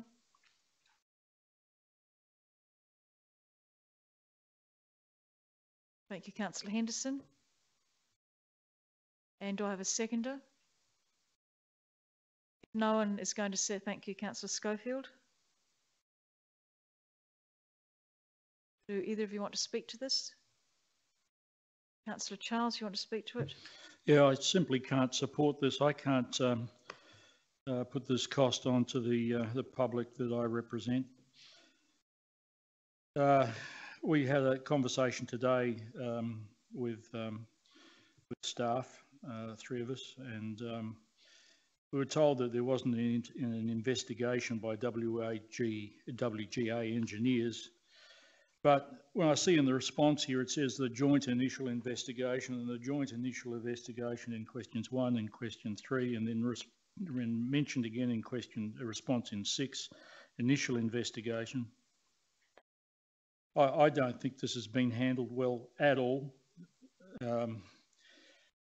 No one was there to see exactly what happened. No one, not a soul. I don't know who complained and said this has fallen down, but the building, I've been on the site so many times, and I've spoken to the people surrounding the site, and to a man, to a woman, they all say that there's been such extraction up against that area, and the thumping of the equipment vibrating and so on, and bashing into that wall with trucks and so on. There wasn't admission of one area where they dug out a little bit too much, but I would do that too. I'd say, look, you know, I made a bit of a mistake over there, but everything else is okay. But the way that the area has been done is just it's just a mess, and I don't think there's any reason why it should have been done. I think it's approved to be done what they've done. They've got a series of walls with big retaining, big blocks of predominantly flat rock, extremely heavy, and they've stacked that up to 900 a metre, and then gone back in a step and done it again and done it again. And I don't believe the retaining wall that they put up at the property that backs onto the Margaret Smith's premises is suitable and legal and lawful. I'm not certain. I've seen different maps of the area and so on, and I'm not certain that the road is of the width that is being shown. I don't believe that there's been any undermining of the bitumen road. If you compare that bitumen road, it's in damp site better condition than O'Leary Street itself. People need to go and have a look, and where there is some major cracking is down where there's been no pressure on the road. at the very entrance to O'Leary Street. Yes, water does strange things, but when you move the dirt away to the considerable amount that they have done, then the water no longer flows under where you can't see it. It has to come out of a spot somewhere. There was once a cottage in that area and a long road that went in there. I have to ask the question, why hasn't this all happened before? We know it only started to occur after the normal lie of the land was altered and people were flooded with water and mud down the bottom below this effort, and people complained at the top and rang council and said, something's going on there, I'd like you to have a look at it. And this particular person was met with indifference when the person that they spoke to in the planning department could have just taken the time to go up and have a chat and a talk and allay any fears. But this was reported quite some time ago, and we know, well, I've played with mud pies. I've played on the beach. I know what sand does. I'm not an engineer, but it's quite obvious what's happened there, and anybody can follow it. In the meantime, the council's put some 6 large concrete blocks, which were already at the depot, in a nice straight line. But even when they were put there, the tracked or the equipment, the massive lifting, let's call it a tractor on tracks, was running into that a couple of times, and 2 of the blocks have now been displaced and pushed out of alignment just to get that extra space. Thank you, Councillor Charles. You'll need to wind up. This is an unusual development because they're putting the landscaping in first to then design the house to fit the landscaping. It's not the other way around. And I guess I've said enough. I won't be voting for it anyway. Thank you. Thank you. Councillor Glasbrook, you've got a question, did you? Yeah, it's a question. I believe, or can we? Is it possible? Sorry. You can. It's not. You can ask. You haven't spoken yet, have you? No, I haven't spoken. No. Yep. Sorry. To either move this into the confidential items or adjourn this to the confidential items, whatever the correct terminology is. I just feel that we could be placing ourselves in some sort of risk, making allegations that could be coming out, and will be coming out. I'm quite sure because I've got a few myself. So, is it possible to move this or put this into confidence? Absolutely, you are able to adjourn it to deal with it in confidence later in the meeting if you wish. Yes, I'd like to move that, if I could, please. I'd like to move that. And seconded by Councillor Robertson. You've spoken to it. Do you want to speak to that, Councillor Robertson? Yes, I think it's very sensible. I would support this. Right, that's why I'm seconding it. Can I just clarify the wording for Karina's benefit? That Councillor Glasbrook moved a formal motion that the debate on the matter be adjourned to later in the meeting to be dealt with in confidence. And in the meantime, I'll come up with the provisions as to the confidentiality order. There's no debate on a formal motion. Yep. All those in favour? Those against? That's unanimously passed. Thank you. Carried.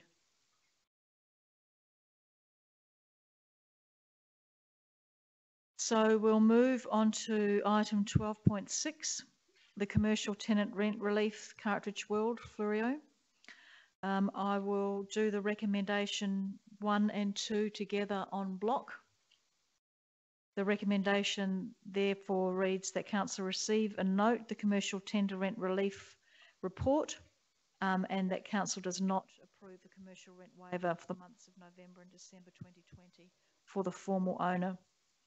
Would someone like to move that way? Thank you, Councillor Robertson.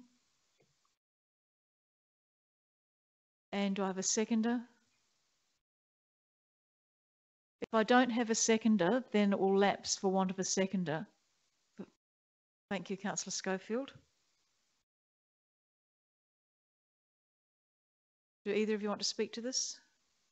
Yes, thank you, Mayor. I think briefly, time's up on this commercial rent relief program. Time has passed on that, and there's a post facto payment of a rent relief to someone that's already sold the business. To me, it's a very straightforward decision. Thank you. Councillor Schofield, did you want to speak as seconder? Councillor Littley? I just sort of might point out that I don't support this either, but this is our tenant now, isn't it? Council's tenant, where as opposed to other commercial rent relief from COVID type managers. So he is no longer our tenant. I understand that, but and we bought the cinema in October. So the period that he does cover is from November to December. Just what I'm saying is that tenant. Not only is this a business operation as a council entity looking after our businesses through a tough time with the grants programs and rent relief there and abatement, this is actually our tenant, formerly our tenant as well, because it's in a council building. So I'm not supporting it, but that's just to make it clear. Yep. Thank you. Does anybody else have any commentary around the recommendation? Councillor Robertson, did you want to close the debate? No, thank you, Mayor. Thank you. I'll put it to the chamber then. All those in favour? Those against? That's carried unanimously. Thank you.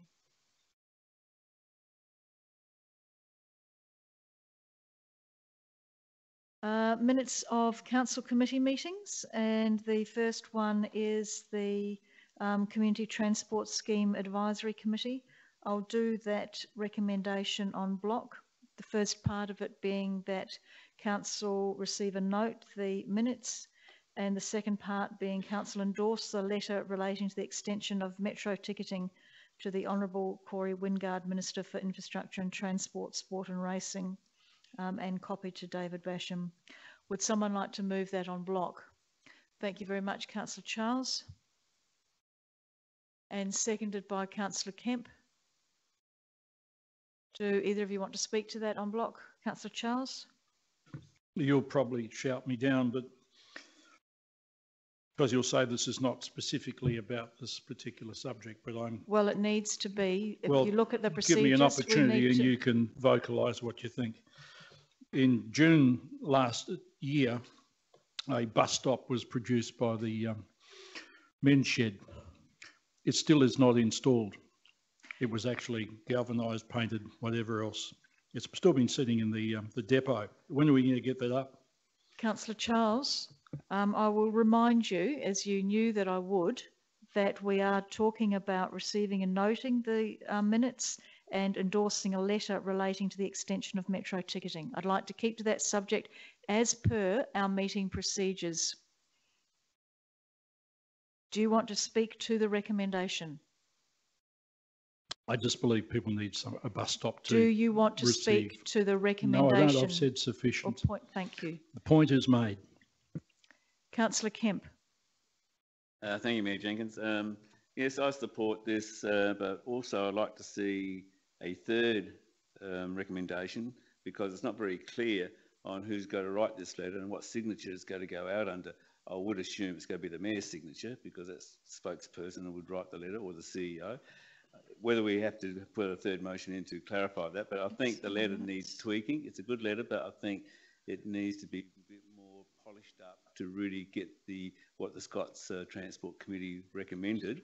And I think it's a great initiative for them to come up with this. And I just think our best opportunity is to really polish it up and make a good emphasis on to the appropriate party to get this metro ticket system running for the regional areas. So just for ask for clarification, do we need a third motion, or we will just take it on board that the letter will go out under one of the CEOs or the Mayor's signature? Sorry, through the Mayor, usual practice if we're writing to a minister, it would be from the Mayor. So that is normal practice unless it's specified otherwise. Sometimes we do a joint letter, but in most cases to any minister, it's always from the Mayor, and absolutely happy to take on the advice of the Chamber and polish up the letter accordingly, but it would be from the Mayor, as we would with any other letter to a minister. Does anybody else want to speak to this? Councillor Robertson? Yes, in line with what Councillor Kemp said, fully support what's there in the motion, but the letter itself, I think there are two things worth mentioning in that letter, and the first one is a demand issue. The demand for bus travel to Adelaide from Victor Harbour and coming back also has always been hampered considerably, because proponents will say that that there's no demand for these bus services. There absolutely is, and what needs to be said in that letter is that people need certainty about both the cost and the scheduling of a bus service for them to make use of it, to fulfil effective demand. And in that letter, it just refers to the cost issue, but having a bus service that runs, and if it has a cost element to it, which is not as excessive as the one is at present, that they will see the demand rise.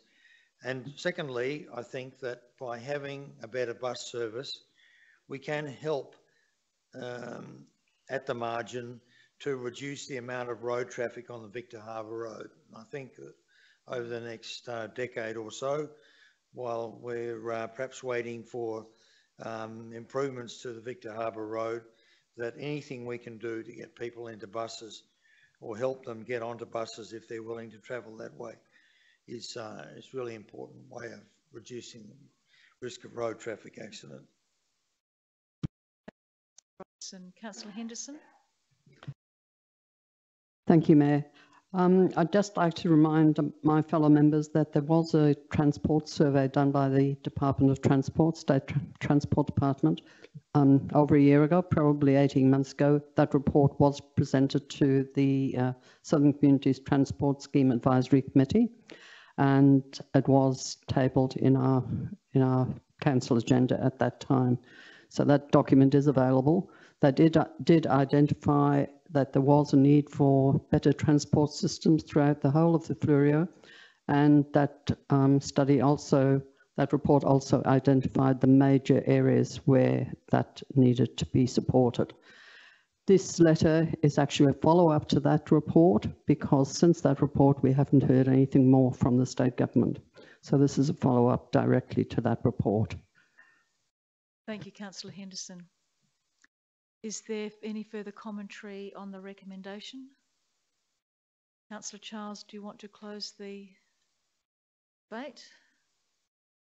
Yeah, Blind Freddie could have seen there was a need for something down here for a very long time. I'm glad that they've managed to do that much now that we're going to shake them up. I'm sure we won't be able to. When pensioners can travel across the city in Adelaide free, and down here they're committed to having to pay money or just not get there. Thank you. I'll put that recommendation on block to the chamber. All those in favour? Those against? That's carried. Thank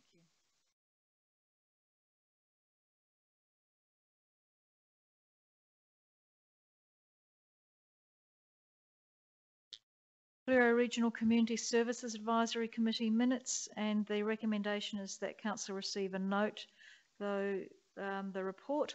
Would someone like to move that way? Thank you very much, Councillor Henderson and Councillor Schofield. Do either of you want to speak to it? Anyone want to speak to it or have any questions? Councillor Robertson. Yes, I was interested to see in the out of this committee in the business arising section that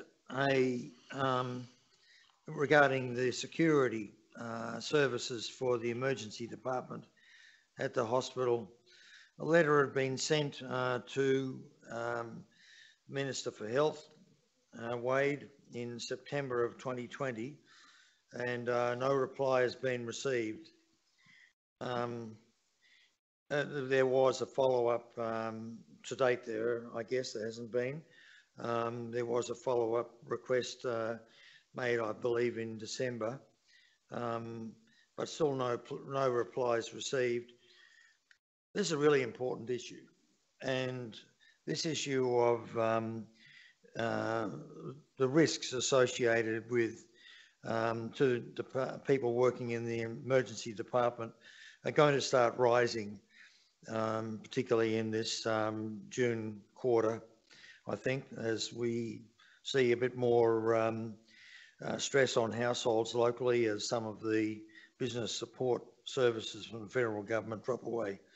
And I think that the more likelihood of there being security concerns for emergency department CERT personnel, and I think it's terrible that we've received no reply from Honourable Minister Wade at all to this letter. And I think CEO will be able to tell us, I'm sure, as to how you can press a bigger button than his if we're not going to get any response at all. I think it's very disappointing, Councillor Robertson, if we haven't got a response, and we've sent 2 letters because it is a very important issue. And when we think about the number of people that come into Victor Harbor, especially during the summer period, it almost doubles. And security is a major issue at all hospitals, let alone a smaller hospital like ours that has less resources. It may be that I'll ask the CEO to follow that up, and we may need to follow it up with a letter that also goes to our local member, David Basham, who can also follow it up. I have a second issue out of this. So I would hope that we would write to the Honourable Basham and perhaps the Premier as well to get some response out of Minister Wade, perhaps next week or this week even. I was also interested to see that there were comments in this committee about the collective impact plan, and it just prompted me to ask whether it's, if I might, as the CEO through the Mayor, the question about how are we travelling, what's the status of our new recruitment, and also the development of this plan for the new strategy for the Community Services Department. Just to update members, and I think it was advised through my CEO performance review, but the tenders close on the 29th of January, so the end of this week. And we'll be doing the assessment of the tenders that we receive for undertaking that work. So hopefully next week I'll be able to advise who that is, and we can get the work underway as soon as possible. Also, just to advise, Karina's just brought to my attention, we have actually only just received a response back from the Minister's office. So I can have a look at that in regards to the letters that we've sent. It refers to various different mechanisms they've put in place at the hospital in regards to security and things like that, but I'll provide a copy to members. Victoria. It must have been after this meeting. Is there any further discussion in relation to that recommendation? If not, I'll put it to the floor. All those in favour? Those against? That's carried. Thank you. Subsidiaries and representative reports, and the recommendation is that Council receive and note the reports for January. Can someone move that way? Thank you, Councillor Charles. And seconded, Councillor Henderson.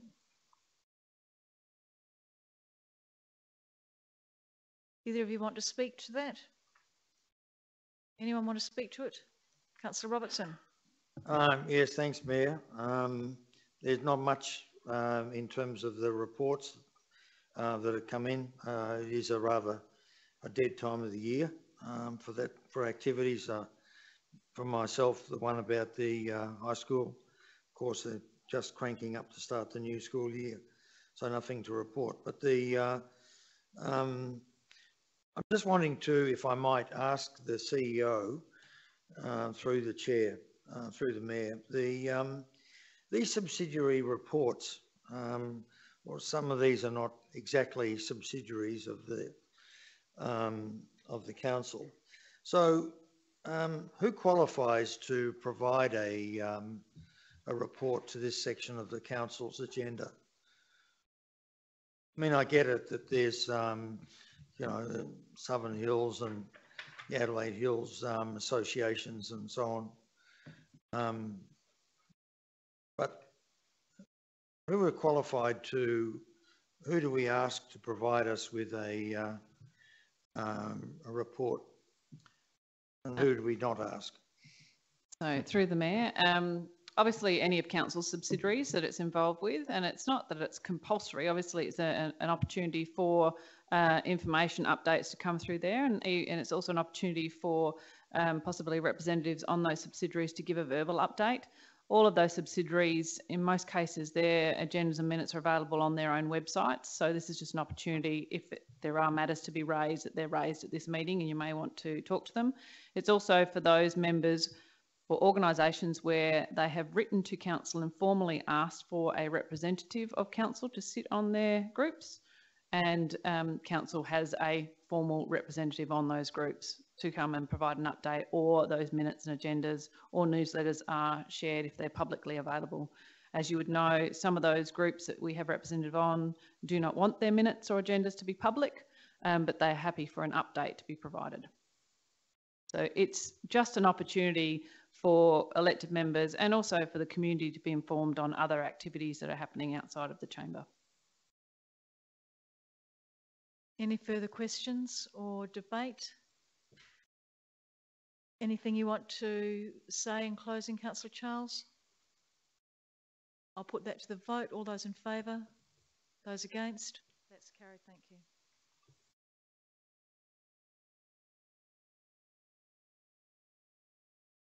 We come to item 14.2, which is the Fleurieu Regional Waste Authority's performance report and first quarter budget review.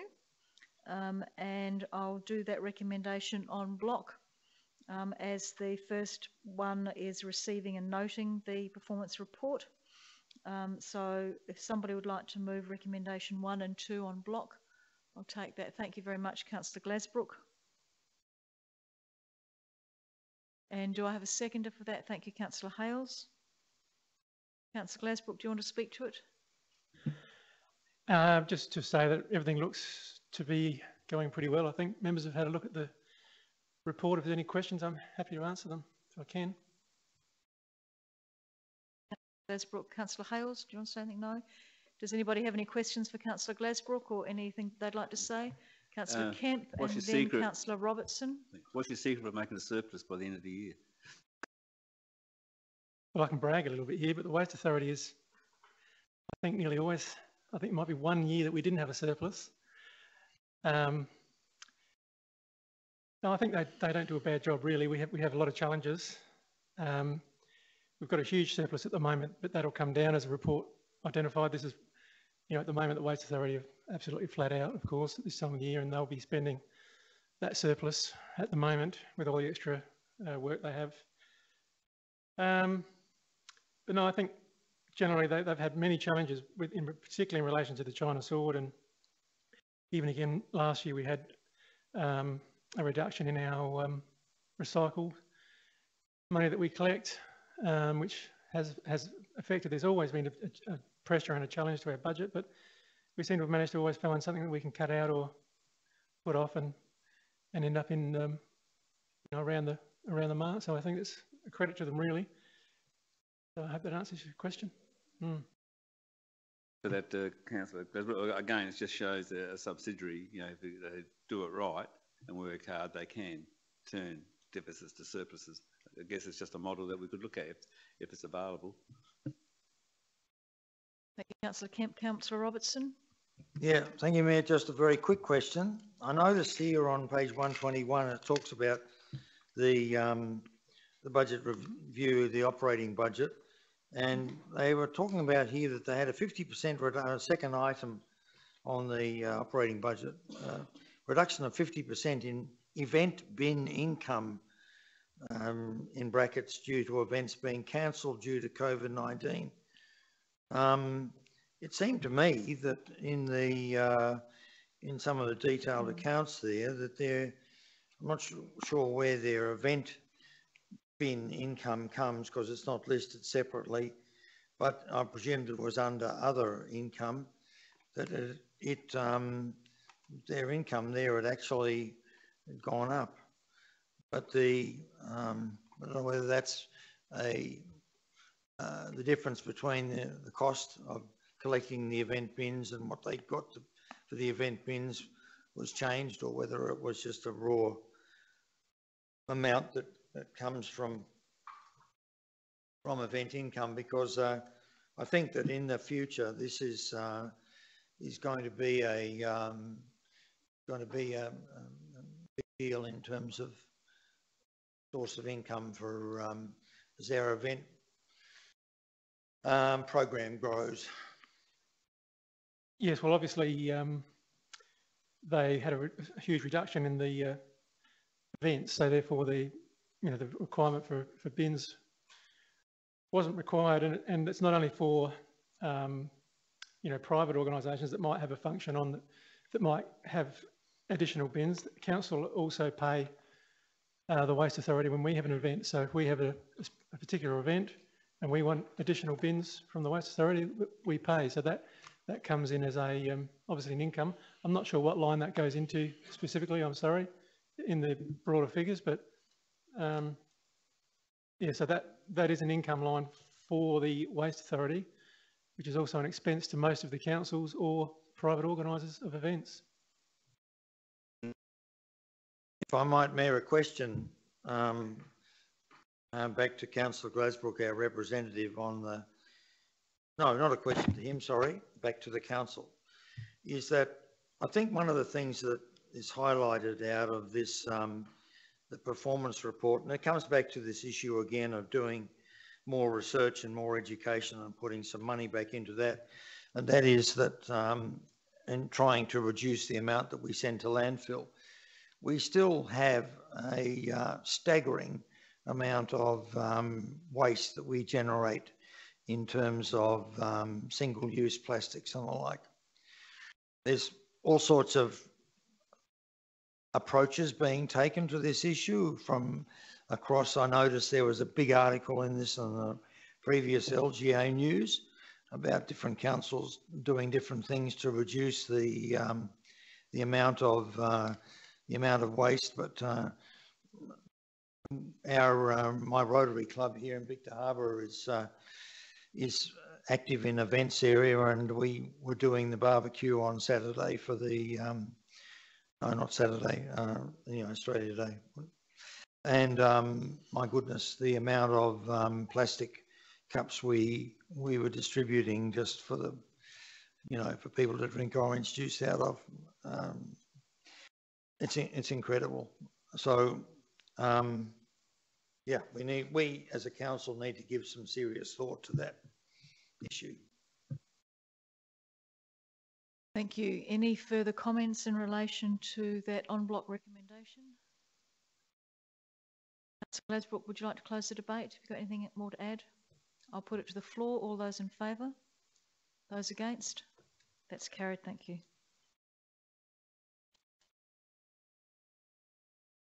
It is just after 8 o'clock, so before we go to the member reports, we'll have a 10-minute break, and I'll see you here just after 8:10.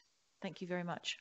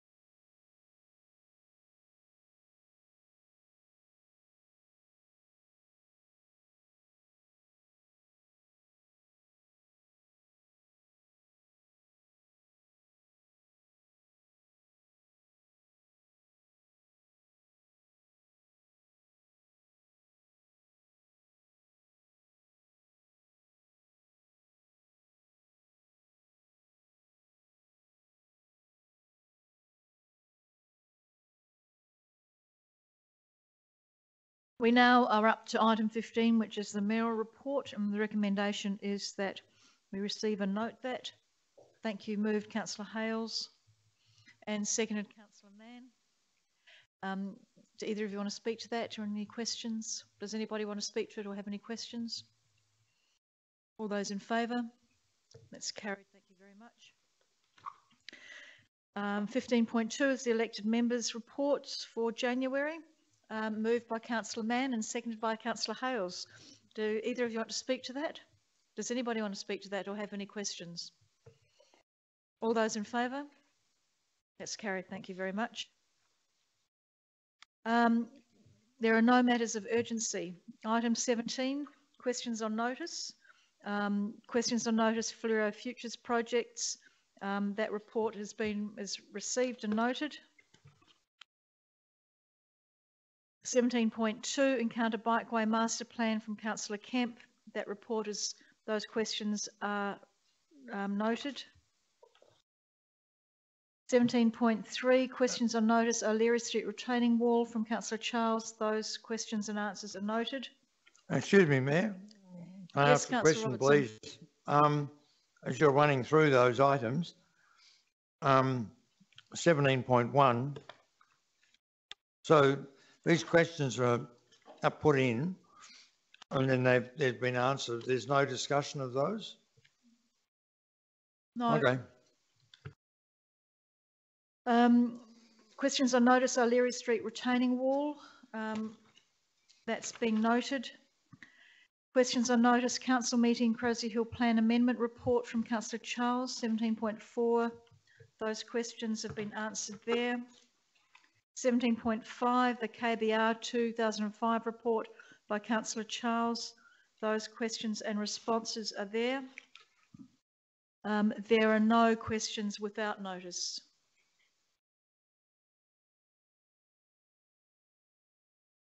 Are there any questions without notice?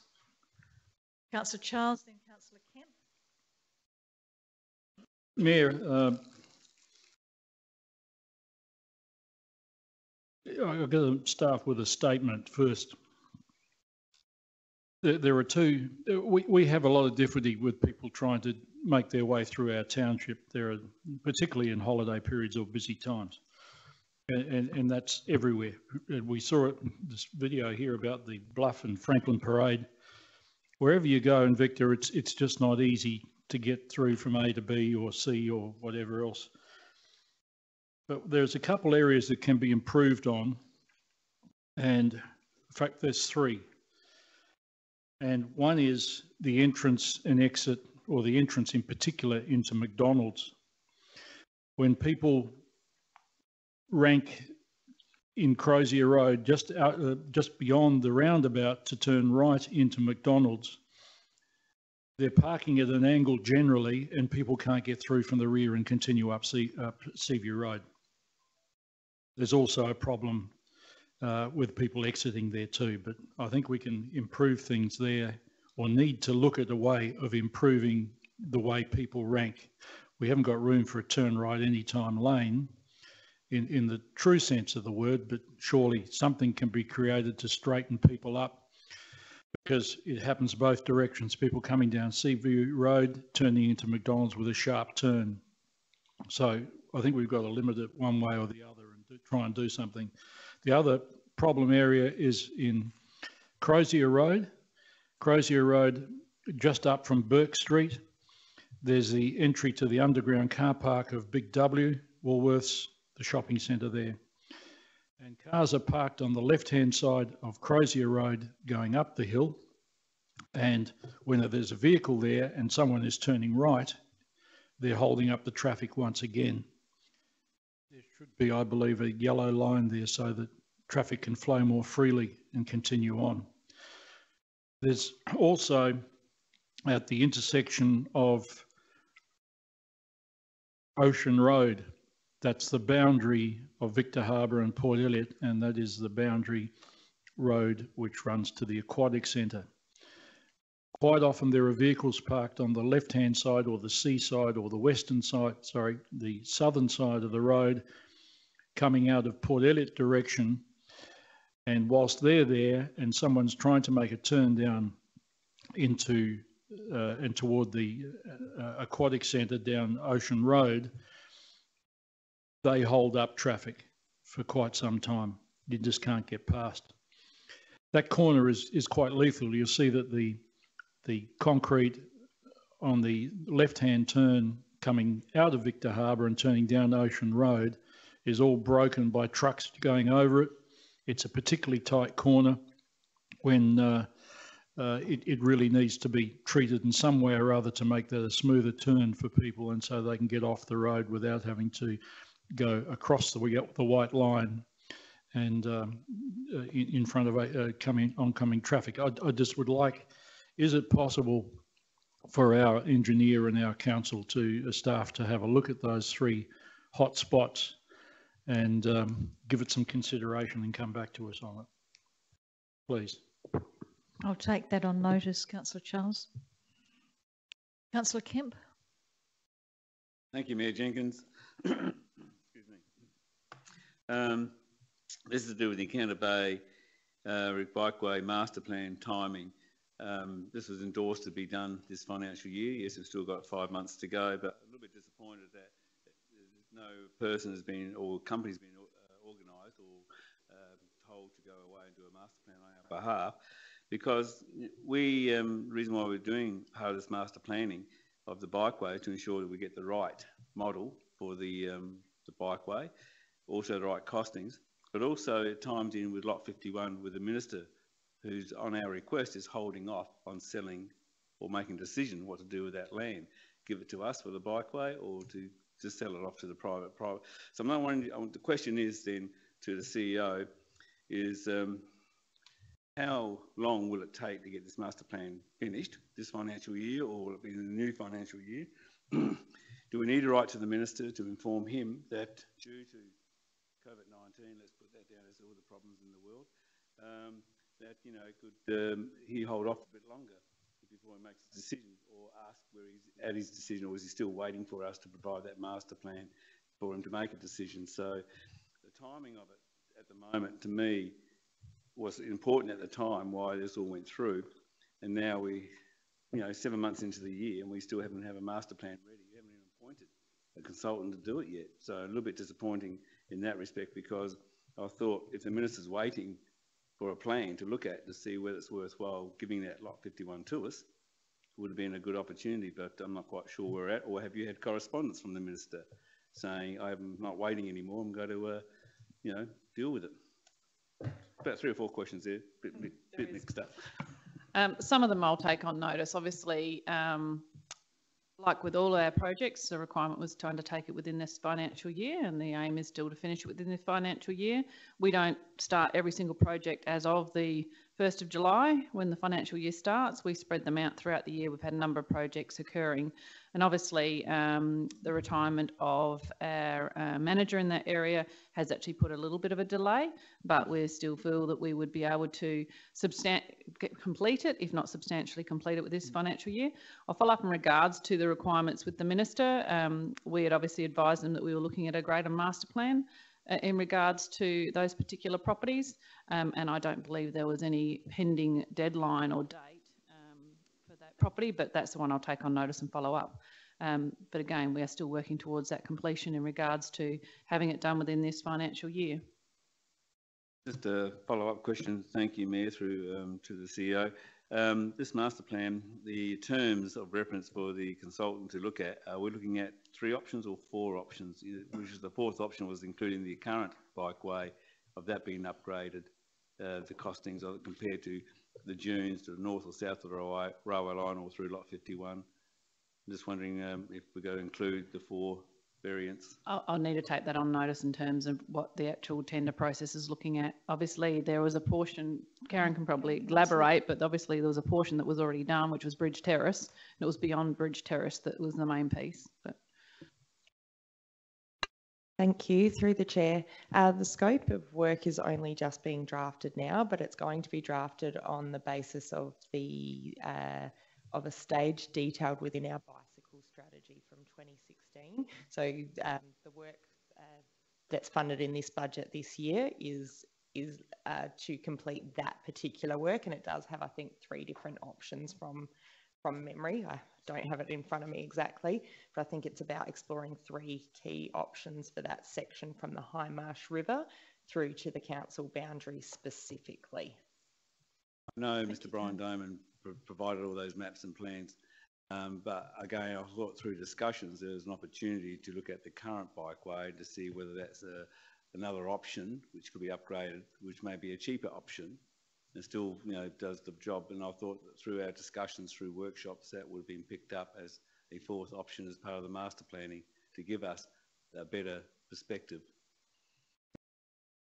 Through the chair, from looking back over a lot of documentation, including notes from workshops, it certainly was discussed that was a possibility to look at the entire bikeway. But from the notes I can see, it really was about the section detailed in the bicycle strategy, and the money that has been allocated to that reflects that smaller portion. If we're wanting to re-look at the entire bikeway, I mean, we're only just redoing certain sections at the moment, but that's not what I have got in the scope. Just to clarify, I can hear what you're saying. It's actually keeping the bikeway where it currently is on the road network and not taking it off. Is that what you're referring to? Well, I think part of the discussion was around if we keep it on the current network, there may be some upgrades along that network to make it wider in sections and various things. And that was one of the options. I can hear what you're asking. It's not about looking at from the bluff to the border. It was looking at retaining it on its existing road network and upgrading the network. And yes, that is one of the options. Thank you. Are there any other questions without notice? Councillor Robertson, then Councillor Schofield. Yes, Mayor. I want to ask a question since there were about the Fleurieu report, which was item 17.1 on our agenda tonight. I didn't really feel that the questions that had been asked by Councillor Charles have been answered, in the sense that the reason that the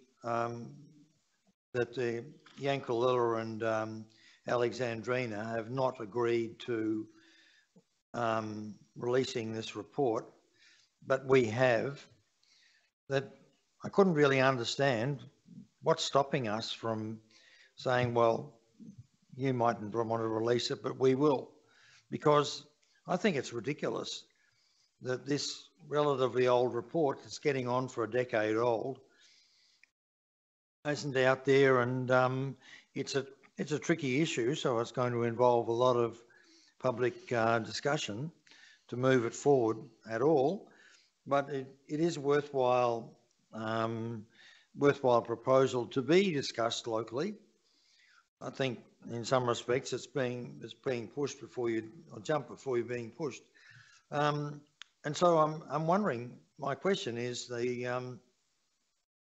why can't we just go ahead and no, it's not collegiate in a way, but why can't we just say, well, sorry, you guys have had so long to make your excuses as to why you're not releasing this ancient report, but we think we've voted on it and we want to release it, and we do. As much as some of you agree, and thank you, Councillor Glasbrook, for your here.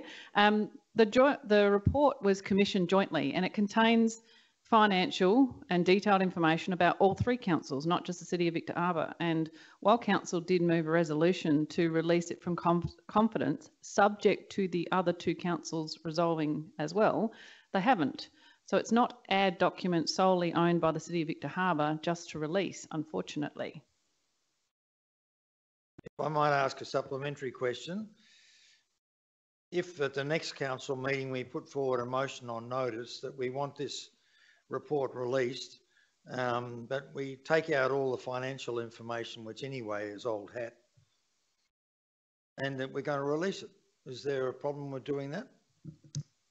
It's not just the financial information, there's other information within it. And again, it's not just the City of Victor Harbor's document. It was something, I'd have to look at what the original agreement was when the councils went into actually entering into doing the review or the report. Obviously, It's not as simple as City of Victor Harbor saying they're going to release a document that's owned by all 3 councils for it just to release it. I think what has been clearly articulated is the documents, yes, they exist. The work, much of the work within it, the main principles within it is already being enacted in regards to shared resources, resource sharing, and seeing how we can work better together collaboratively is actually occurring. But I'm happy to look into what are the other opportunities if council just wants to be blatant about it and just release it regardless of its 2 neighbouring councils resolving not to. Thank you. Councillor Schofield.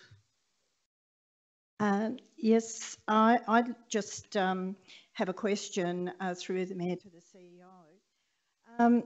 I know over Christmas that I actually rang with the safety of our staff and the horse tram and the road down at the Causeway.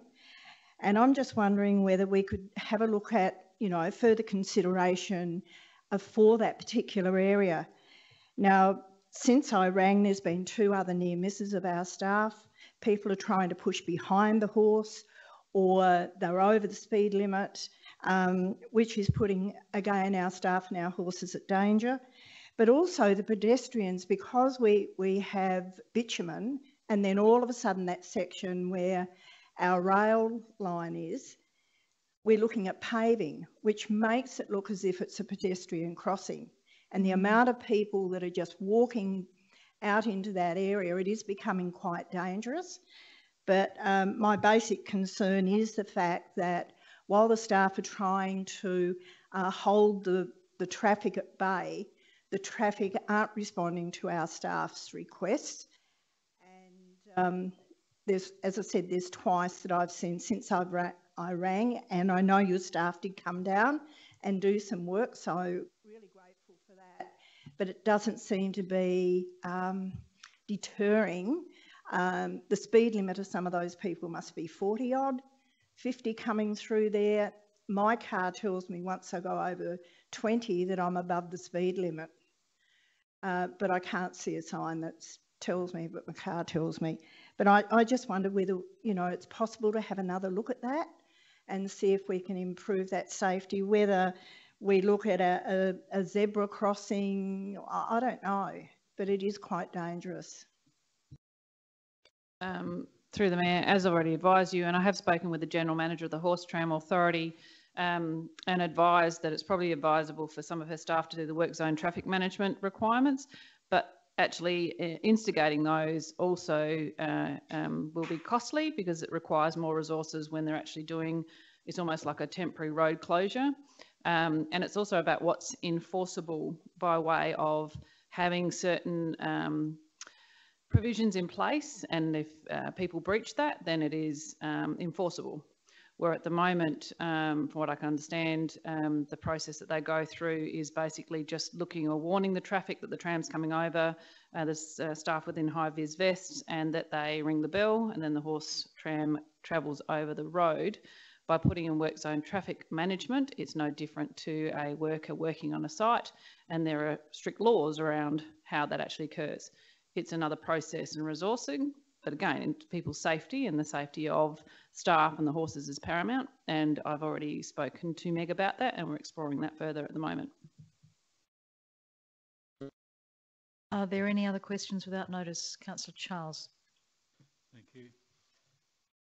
I've been looking at the CMCA website and all their little videos and things. There's a lot on YouTube. They seem to be fairly repetitious and duplicated. But I've been attempting to discover just which towns have CMCA facilities ready to go and where those facilities are in those towns. I can't find any information on that. Would administration be able to discover that for me, please, where they have their facilities? Because what I've seen on these videos is that the CMCA parks are not in the middle of town, that they're out of the town, and that people still have to travel in some way or other. They're certainly not, and we do not have, like we have traffic problems and topography problems in every possible way. If we can't accommodate boats and trailers and things like that, with how we're going to complement and help these people out. We just don't have the space for it. So I'd like to be able to see it to make some sort of comparison. I was also wrong when I said there was 70,000 members or caravans or vans. There's not. That's the number of members. There's 35,000 in this group. So it's not 10%, it's 6% of the number of the ones that are on the road. So that's what I said at the last council meeting. And I have one more question. So could you understand my question there? Could administration please see if they can come up with a map or a scheme so we know where they are? Are you looking for every single one around Australia, some around South Australia? I mean, it's what research are you looking for the administration to do? Well, I'm looking for. And what purpose is it for? Well, what I'm looking for is to see what others are offering, because we feel somehow obligated that we've got to get them beside a big supermarket or near a hotel. Well, that's completely impossible. We have 3 hotels in a very tight area. Again, I'm assuming you're referring to the CMCA. Yeah, but I'm trying to think of the word of the mobile RVs. That's right. So the administration's not looking to get them into the centre of town. We came back to the chamber with some options based on the direction from council to come up with some options in a short period of time. But with time permits, yes, I'm happy to have a look at what other sites are available. I'm just, perhaps you will have better connections with the CMCA and they'll be able to provide something. I don't want to become a member to discover where I can go in Balranald or whatever, if there was such a one in Balranald. So I just thought maybe you could do that. And the other item is another question. Thank you very, very much for your questions and answers on the Stock Road, Crozier Hill questions that I had. And thank you for the information that's in the members' area upstairs, which I haven't been able to look at as yet, but I will be. And I wanted to know whether the answers will be printed in the minutes or tabled in some way or another. All the answers, questions and answers from questions on notice are placed in the minutes. I'm required to do that. Yes. So yes. And we also uploaded, I know I was late in getting to the last lot of questions to you today, but we uploaded the public agenda with those questions and answers as well, but they do always go in the minutes as well. Good, thank you very much. Thank you. We are going on to motions on notice, item 19, but I will just read you from the Local Government Procedures at Meetings, Regulations and our Code of Practice for Meetings. In relation to questions without notice, our Code of Practice says members are encouraged not to ask questions of an operational nature that could be resolved by an inquiry with the Chief Executive Officer or relevant staff members during normal business hours, as this will unnecessarily extend the meeting duration. So if we can just keep that in mind for the future, that would be appreciated. The staff are there for you each day to answer any queries you have. Motions on notice, 19.1, Fleurieu Regional Waste Authority truck branding. The first recommendation is that Council receive and note Councillor Peter Charles's report. Would someone like to move that way? Councillor Charles, thank you, and seconded by Councillor Kemp. Either of you want to speak to receiving the report? Anyone would like to speak to receiving the report? All those in favour? That's carried, thank you. Councillor Charles, you can propose your motion. Thank you, Mayor. I think everybody has sort of shown an interest in this and can understand where I'm coming from. I'll read it out though, because there are people that we encourage to watch the live stream, and that's the reason why I ask the questions that I ask, because it's not just I who needs to know the answers, but the people who are viewing need to know that we're asking their questions or following things up, and that we're active and doing what we're meant to be doing. So I'll continue to ask questions as I will. On 2 occasions when the Victor Harbor Council have received a deputation-style report from FROA's executives, or previous executives, current one and the previous one, I've suggested that the Fleurieu regional waste trucks are the perfect and inexpensive opportunity to advertise positive and emotive environmental messages to the community. I've raised with these executives that the Fraua trucks are often dirty, which does not sell a clean and green and caring message to the community, who are expected to separate their waste and not to contaminate one bin with the other. I've also said that the symbol of Fraua is a meaningless whirlpool squiggle. It's absolutely useless to sell or tell our communities what an especially important message is. To me, what is even worse is that the only written information shared on the side of the trucks are these 4 words: Fleurieu Regional, and then bold, Waste Authority. What is the public image of waste? It's trash, junk, smelly, valueless. We unintentionally are telling the community the story that it's all simply waste. In fact, we're doing it deliberately, and it's just not right. Our Fraua trucks travel across Fleurieu and throughout Kangaroo Island.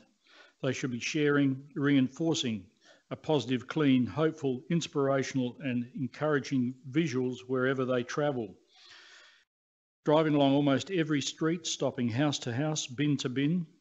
Like a primary industry, they're harvesting more raw materials for industry to make new products. The image displayed on the truck should be used to promote product recycling and never-ending transmission of old to new. We need to say thanks to the community for the soon-to-be garden mulch, as it's collected from hundreds of green bins, and express a grateful well done to a reduction of landfill. By wrapping our trucks with visuals and compliments over time, it will instigate a sense of achievement, create conversation, and will be the catalyst many people need to care to separate items into the appropriate bins. The community needs to know it's worth the effort and take the pride that they're doing their bit to keep our environment pristine.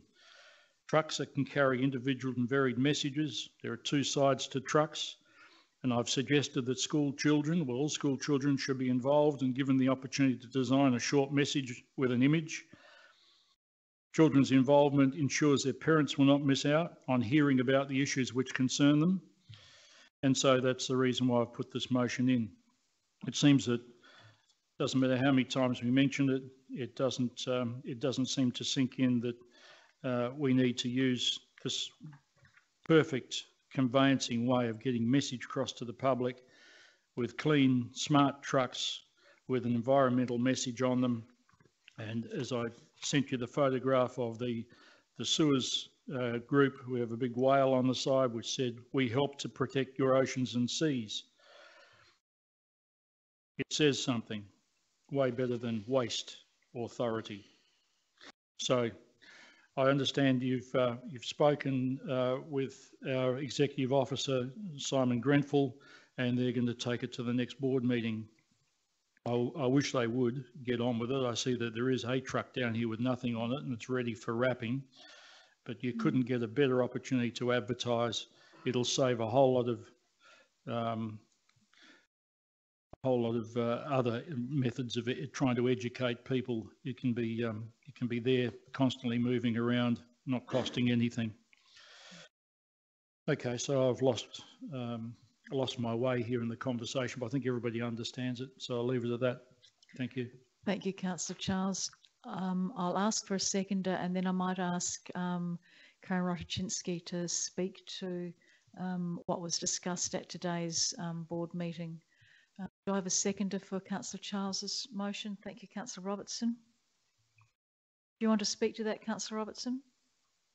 Very briefly, Mayor, perhaps. When I was reading through this today, I thought to myself, well, why stop at decorating the trucks, which I'm fully in support of?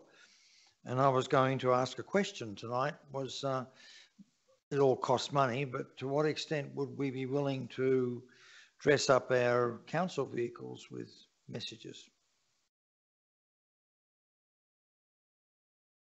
Through the Mayor, we've recently just branded all our council vehicles because they didn't used to be branded with the City of Victor Harbor on the side, so I think they're looking quite smart.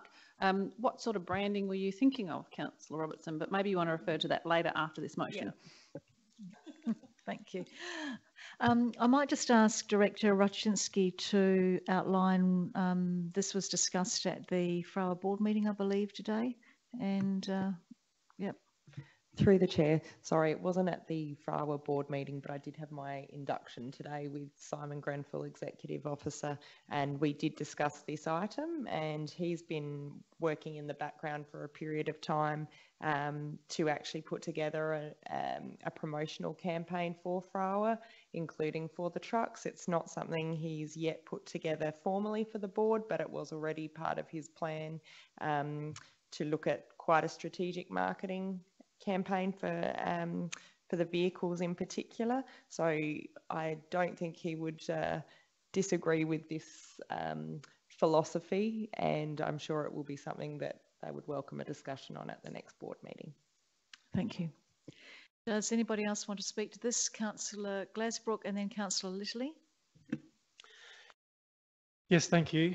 I won't be supporting this recommendation. It's not that I don't agree with it, I just don't believe this is the way that it should be done. I will apologise on behalf of the board, the Waste Authority Board, to Councillor Charles. We have been a little bit slow in achieving this. I can assure you it has been brought up many times, and Councillor Scott from Alexandrina Council is also very passionate about this and has mentioned it many times.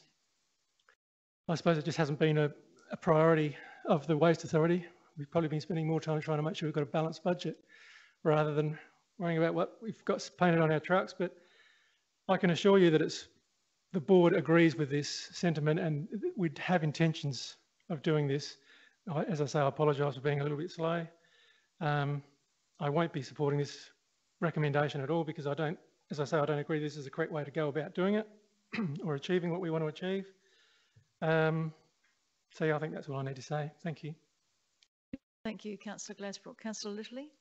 Yeah, I'm just going to echo Councillor Glasbrook's comments there. That was my intention. I don't think this is the right way to bring this up. I do believe that in various forums, Councillor Charles has raised this, and it sounds like the board and the people that are employed by the combined councils for this authority are listening. They are professional in their jobs. They know how to market things, and where they don't know, they seek that out.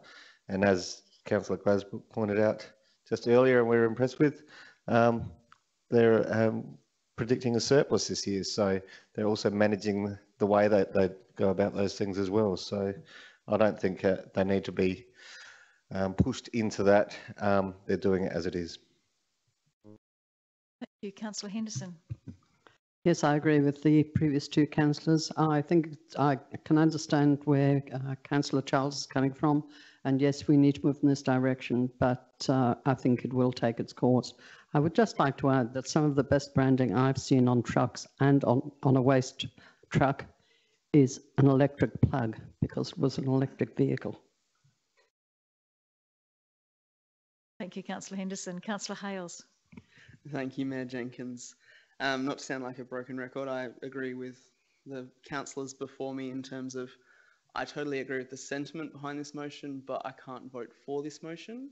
I think in terms of how we brand our trucks and how we do community education around waste, absolutely needs to be improved. And I think a prime example of that being done really well is Tea Tree Gully with their Monster Trucks campaign, where they stick up their trucks as giant garbage monsters, and then they gave out stickers to put on your bin to make them mini munchers, and they had an app. They gave out reusable bags. They did a wide, whole council waste education campaign, which integrated kind of every part of council's enterprise, as well as touch points for people's day-to-day lives, not just the trucks.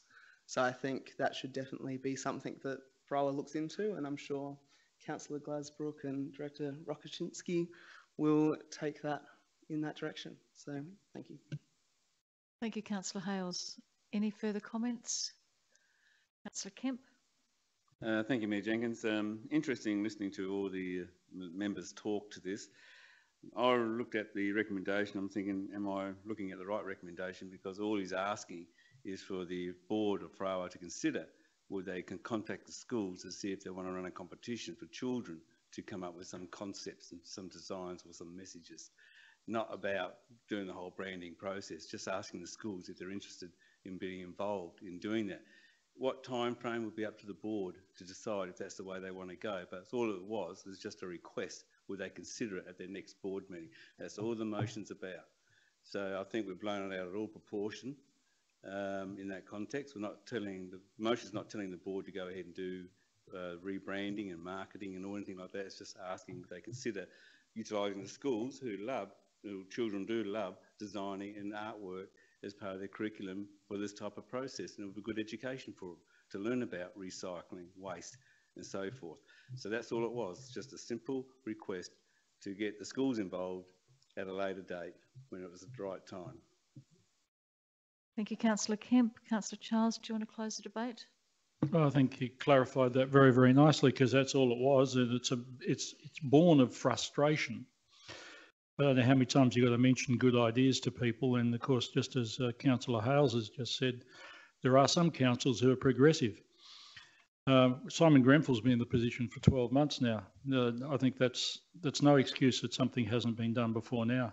And I don't care whether he's been thinking about it or discussing it, or you've chatted about it occasionally. You know, private enterprise works a whole damn better than half the committees and the rest of the things that I observe on this council.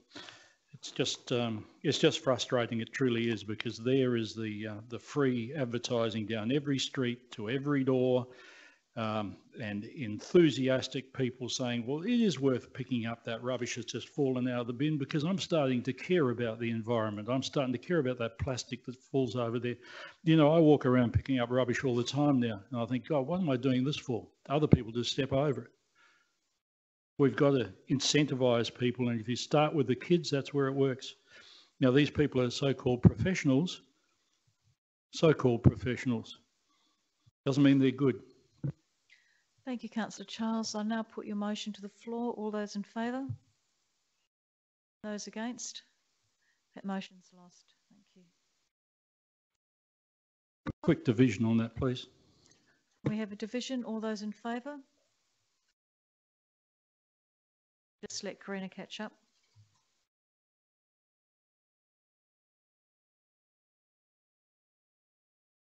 Councillor Charles?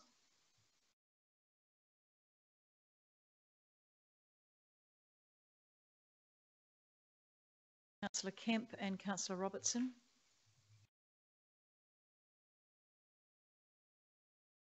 Against is Councillor Hales, Councillor Mann, Councillor Glasbrook, Councillor Littley, sorry, Councillor Schofield, Councillor Wilson. That motion is lost. We now move to motions without notice, and Councillor Glasbrook. I'd like to move a motion without notice if I could, please. And I hope you'll accept it. It's a very simple motion in relation to the deputation we received this evening from Mr. Middleton. What is the motion? The motion is simply that the issues raised, and I'm happy for the CEO to change this in any way, that the issues raised during Mr. Middleton's deputation be presented at the next voting working group committee for either discussion or action. I just think that Mr. Middleton made some very valid points, and I think that it would be good if they were taken to the next committee meeting. Yep. I'll allow that because it doesn't involve any money. It doesn't involve any decisions that council has to make. It involves the voting advisory committee discussing the issues that were brought up, and if any decisions are made, they will be coming back to council as a motion that is on notice and with appropriate information from the CEO and team. So I'll allow that. Councillor Charles? I'd like to second that. Thank you very much. Thank you. Councillor Lively, did you want to say something? I just want to try to clarify something. I'm just wondering whether it is the right place to go to the Boating Advisory Committee. We have had discussions on this over and over, so would be fairly quick to come back. But of course, from the Boating Advisory Committee, it has to go to CASPAC and then back to council. So I don't know whether there's a way of streamlining it. That's all I was going to ask. If this is probably the right process, goes there and then it goes, but the urgency is something I'm wondering whether there is a way of streamlining it. We've got, sorry, Councillor Littley, we did have a seconder from Councillor Charles down there. So that motion has been moved and seconded. I thought you just had a brief question.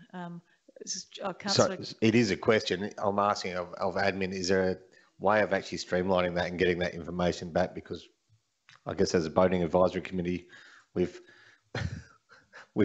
got Councillor Robinson and myself have the ideas from the voting advisory committee on that. This is something that would then have to go to CASPAC and then to be voted on. So we can't make those. We have the discussion, but we've had the discussion. Councillor Charles, did you want to, as someone who seconded that motion, did you want to speak to it? Just before we move on, can I just talk to that? Sorry, I thought you did. Or the wording of that. I really wasn't. For me personally, I wasn't talking about the toilet block and the parking infrastructure as such. Although of course, we need to. Well, the toilet block's going to go ahead anyway. I was really talking more along the lines. The things that I wrote down here during Mr. Middleton's presentation was the fact that the seasonal passes should only be available for ratepayers. I'm not sure if that is the case or not, but I thought that was a fantastic idea. I also thought that timed parking was a fantastic idea. If someone's there all day, they should pay more than someone who's there for a couple of hours. Potentially, I thought that was a great idea. And also, I totally agree that it's too cheap in relation to for anyone to use it, because I think, unfortunately, you know, we want people to come down here to Victor Harbour to help our economy, and I do agree that many of the boat people just come and go. So one way to get some money out of him is the pricing. So they were the three things specifically that I took out of his presentation. So the other members might have other things, but... We have, through the Mayor, my apologies. When they submitted their request for a deputation, which was only on Monday, they did provide pretty much a written summary of what they wanted to do the deputation on. So again, that many of those points were raised in there. I guess there's a few points, and that's where you can refer it back to the Boating Facilities Advisory or Working Group, which is only a working group at the moment. Their role is to look at the boating strategy, and also it was looking at parking matters and issues, and that's what they're one of those things that they were, and facilities, which the toilets is a component of that, and so is the Jagger Road parking. But more than happy for the council, it can direct anything to one of its working groups to seek some advice back from them. I think it's also important to note that the boat ramp is a public boat ramp. It also received a significant amount of state government funding when you built it back in the day. And the ticket that is issued is actually a boat launching ticket. It's not a parking ticket, to enable the boats to launch. And I think that's also where the confusion is, and whether it's too cheap, not expensive enough, I'm not sure. That is something the Boating Advisory Group would be able to advise back to council on. Oh, thank you. But there's no reason why it couldn't be changed from a launching fee to a absolutely to a launching / parking or timed fee. But anyway, just for discussion, I'm not expecting any decisions, you know, at the moment. It's just. So you're happy with that wording, Councillor Glasbrook? Do you want to take out toilet block and parking infrastructure? Yes. Yep. Seasonal permits. Yep. Happy with that? Councillor Charles, as seconder, are you happy with that wording? Yeah, I'm satisfied with that. Thank you. Councillor Charles, did you want to speak to this? Yeah, I'd just like to say it was back when Bob Marshall used the unfortunate words of rednecks over the tuna fishing. It really caused some stir on Facebook and got me into trouble as well, because I agreed with him on the subject, not on the rednecks. But that's the way people get carried away. But if you recall seeing that video, you only saw it tonight, they were vehicles with boats on trailers just waiting to go and launch. We weren't talking about car parking space, which many of the members brought up because they go, oh, they need somewhere to park. No, they weren't parking. They were just trying to get there.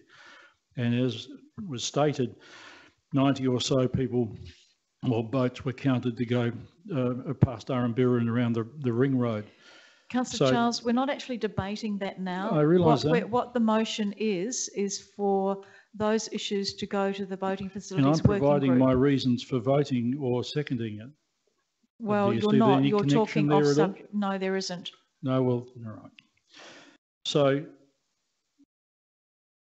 it's got to go to the boating committee because they will give it further consideration. I don't quite know how it's going to go, but we are completely and utterly, what's the word for it when you're jam-packed? Jam-packed. We've got to do something. Something has to be done. And as far as fees and so on are concerned, there's no reason why people who are not local, who don't buy an annual, don't pay more. Those boats and trailers and vehicles that most of those people drive are many hundreds of thousands of dollars in some cases, or at least, you know, 50,000 for the boat or whatever it may be. It's not like $8 is going to break them, or 20. Does anybody else want to speak to this motion? Councillor Robertson.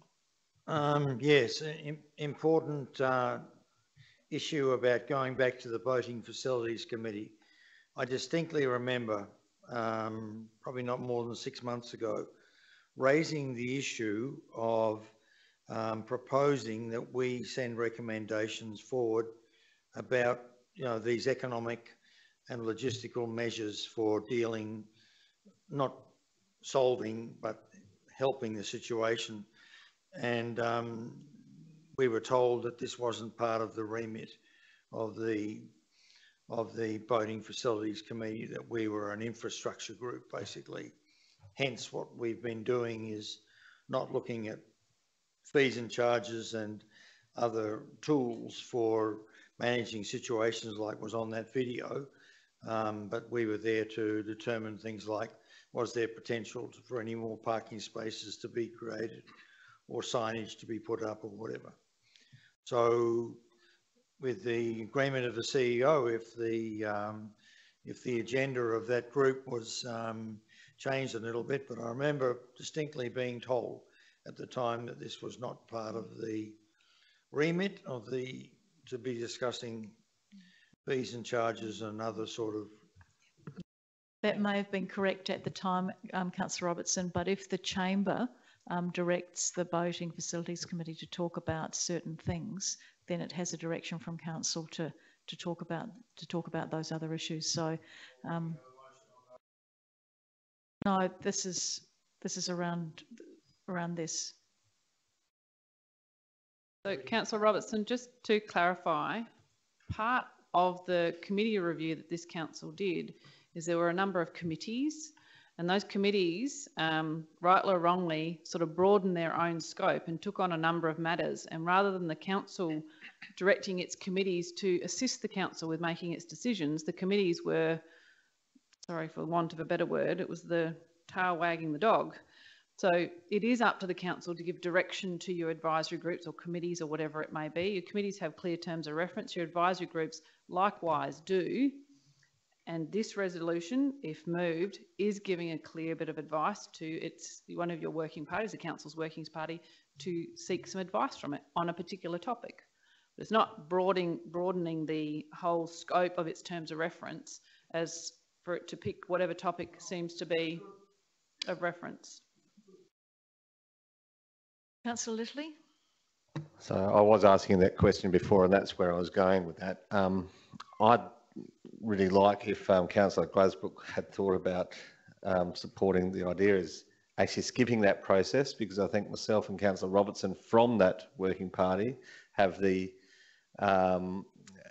input and have gained that insight, those insights of the working party to speak to it for this matter, to skip that process of going back there with a view to actually getting some sort of resolution sooner rather than later, because the pressure is on out there in the public, and we've had a deputation tonight for it to at least go to CASPAC for that decision. But I don't see why it can't go back to council with some information, so some information of what's been put out there. We've had these discussions about seasonal passes, about ramp fees and the like. we've got that intel already. So if Councillor Glazebrook thought of changing that, if it gets sent back to the boating facilities working group, then we'll deal with it there, and we'll have that lead into being able to make recommendations, or so to speak, on these actual topics. But I think that we could actually speed that process up. Does anybody else want to speak to the motion? Glazebrook, do you want to close debate? I'm happy to leave it as it is. I'll put it to the floor. All those in favour? Those against? That's carried, thank you. I do believe that Councillor Kemp, you had a motion without notice in relation to the SACAT issue that got moved off the floor. Yes, I do. Thank you, Mayor Jenkins. The reason why I want to put this motion up is because the report that was presented by SACAT has found to have some errors in paragraphs 4 and 6, which was some legal advice sought by council. So in order to get the record straight, I propose this motion. The City of Victor Harbor writes to SACAT, which is the South Australian Civil Administrative Tribunal Orders, reference Councillor Peter Charles, requesting an administrative amendment to the findings at paragraph 4 and 6, which allows the decision maker to amend the orders. So I can bring this up. And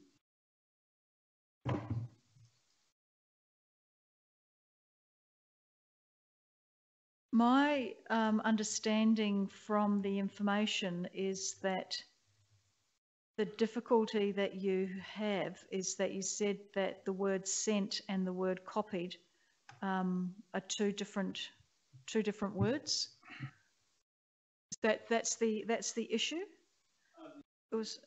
Sorry, the issues was around that whether the wording was back to front or whatever, but it gives a different perspective on what it meant. So don't you have to? Sorry, I'm a bit confused. Don't you have to push the send button, whether you send or copy or?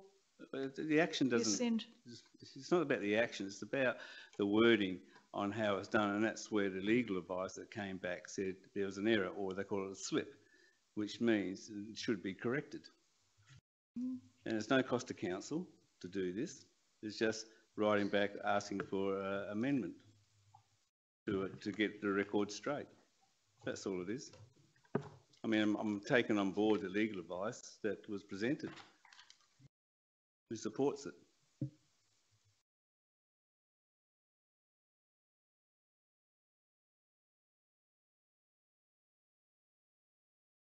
So the legal advice is that paragraph 4 and 6 of the findings of the tribunal are not misleading, but simply obtain an inadvertent error which has no material impact on the outcome of the proceedings. The inadvertent error relates to the use of the word sent, whereas paragraph 4 and 6 make reference that Councillor Charles had sent an email, whereas in fact the group were copied the email. So that's the concern that you have? Again, it may be pedantic, but again, is that the report has errors in it, whether you want to call it a slip or whatever, but the facts are that... Yeah, all right, well, I mean, look, I'm happy to go with the motion without notice, but I don't understand where, it just seems to semantics to me, but we'll see what the chamber says. So the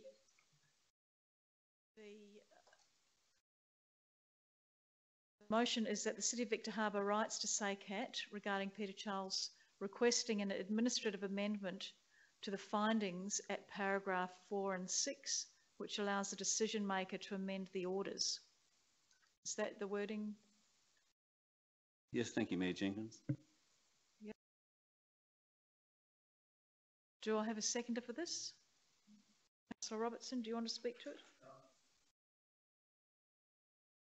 Does anybody want to speak to it? Councillor Littley? Yes, I remember this error or slip coming up at the time, and actually writing to the community group at the time. And as I explained, I don't understand what the difference is between, well, I can see it straight out that when you CC an email in and you have to put that out, you hit the send button, and then where it lands is in your sent items. So I don't see that there is an error in there or a slip. It's factual. If you send a CC item, you send it. And that was confirmed by the president of the Victor Harbor community group as well, to say that in an email back to me to say that, well, he did send that item. Admittedly, he also said that he only copied it in as well. So it's we can all make these slips. It's not a big deal. It's just and I can't see any point in writing back to SACAT and telling them they made an error or a slip up with a word. I won't be supporting it. Councillor Schofield. Yeah, look, I've just got a bit of a query. That actually says amend the orders. Are we then asking by amending the orders, the order was that Councillor Charles be remanded?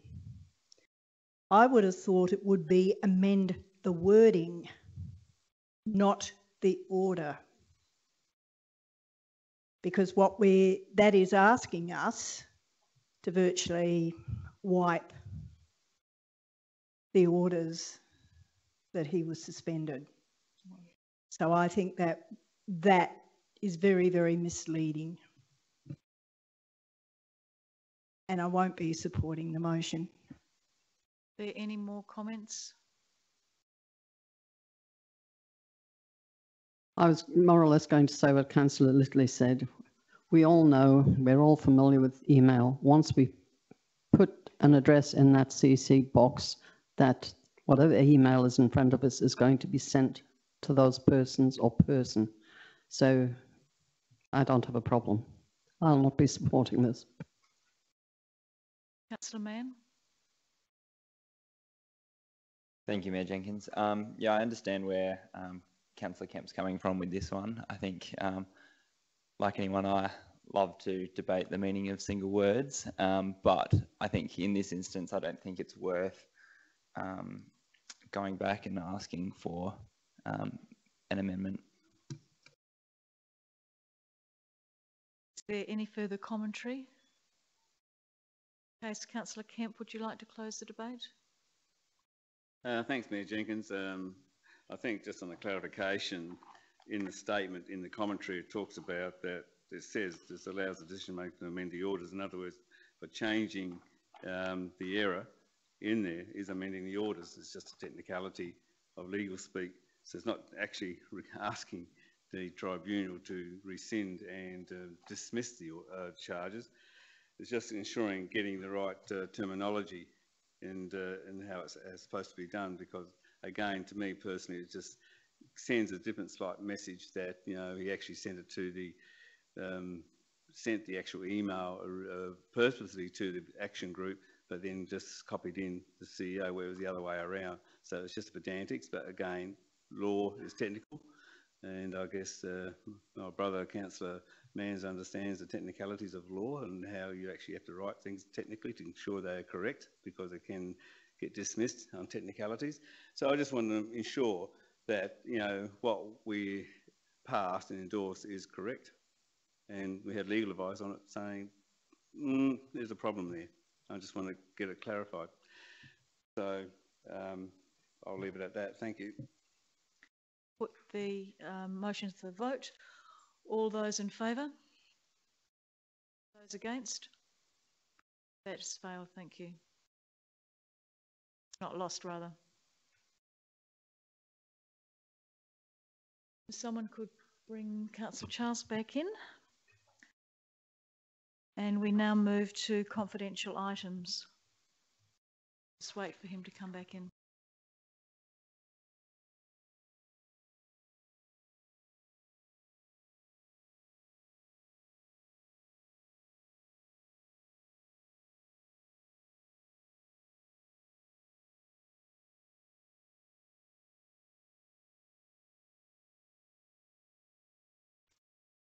All right. The first recommendation is pursuant to Section 92 of the Local Government Act 1999. The Council orders that all members of the public, except for Victoria McCurdy, Karen Rotochinsky, Kelly Knight-Stacey, Graham Pathouse and Karina Overall, be excluded from attendance at the meeting for this agenda item 21.1, confidential Victor Harbour Golf Club land swap proposal.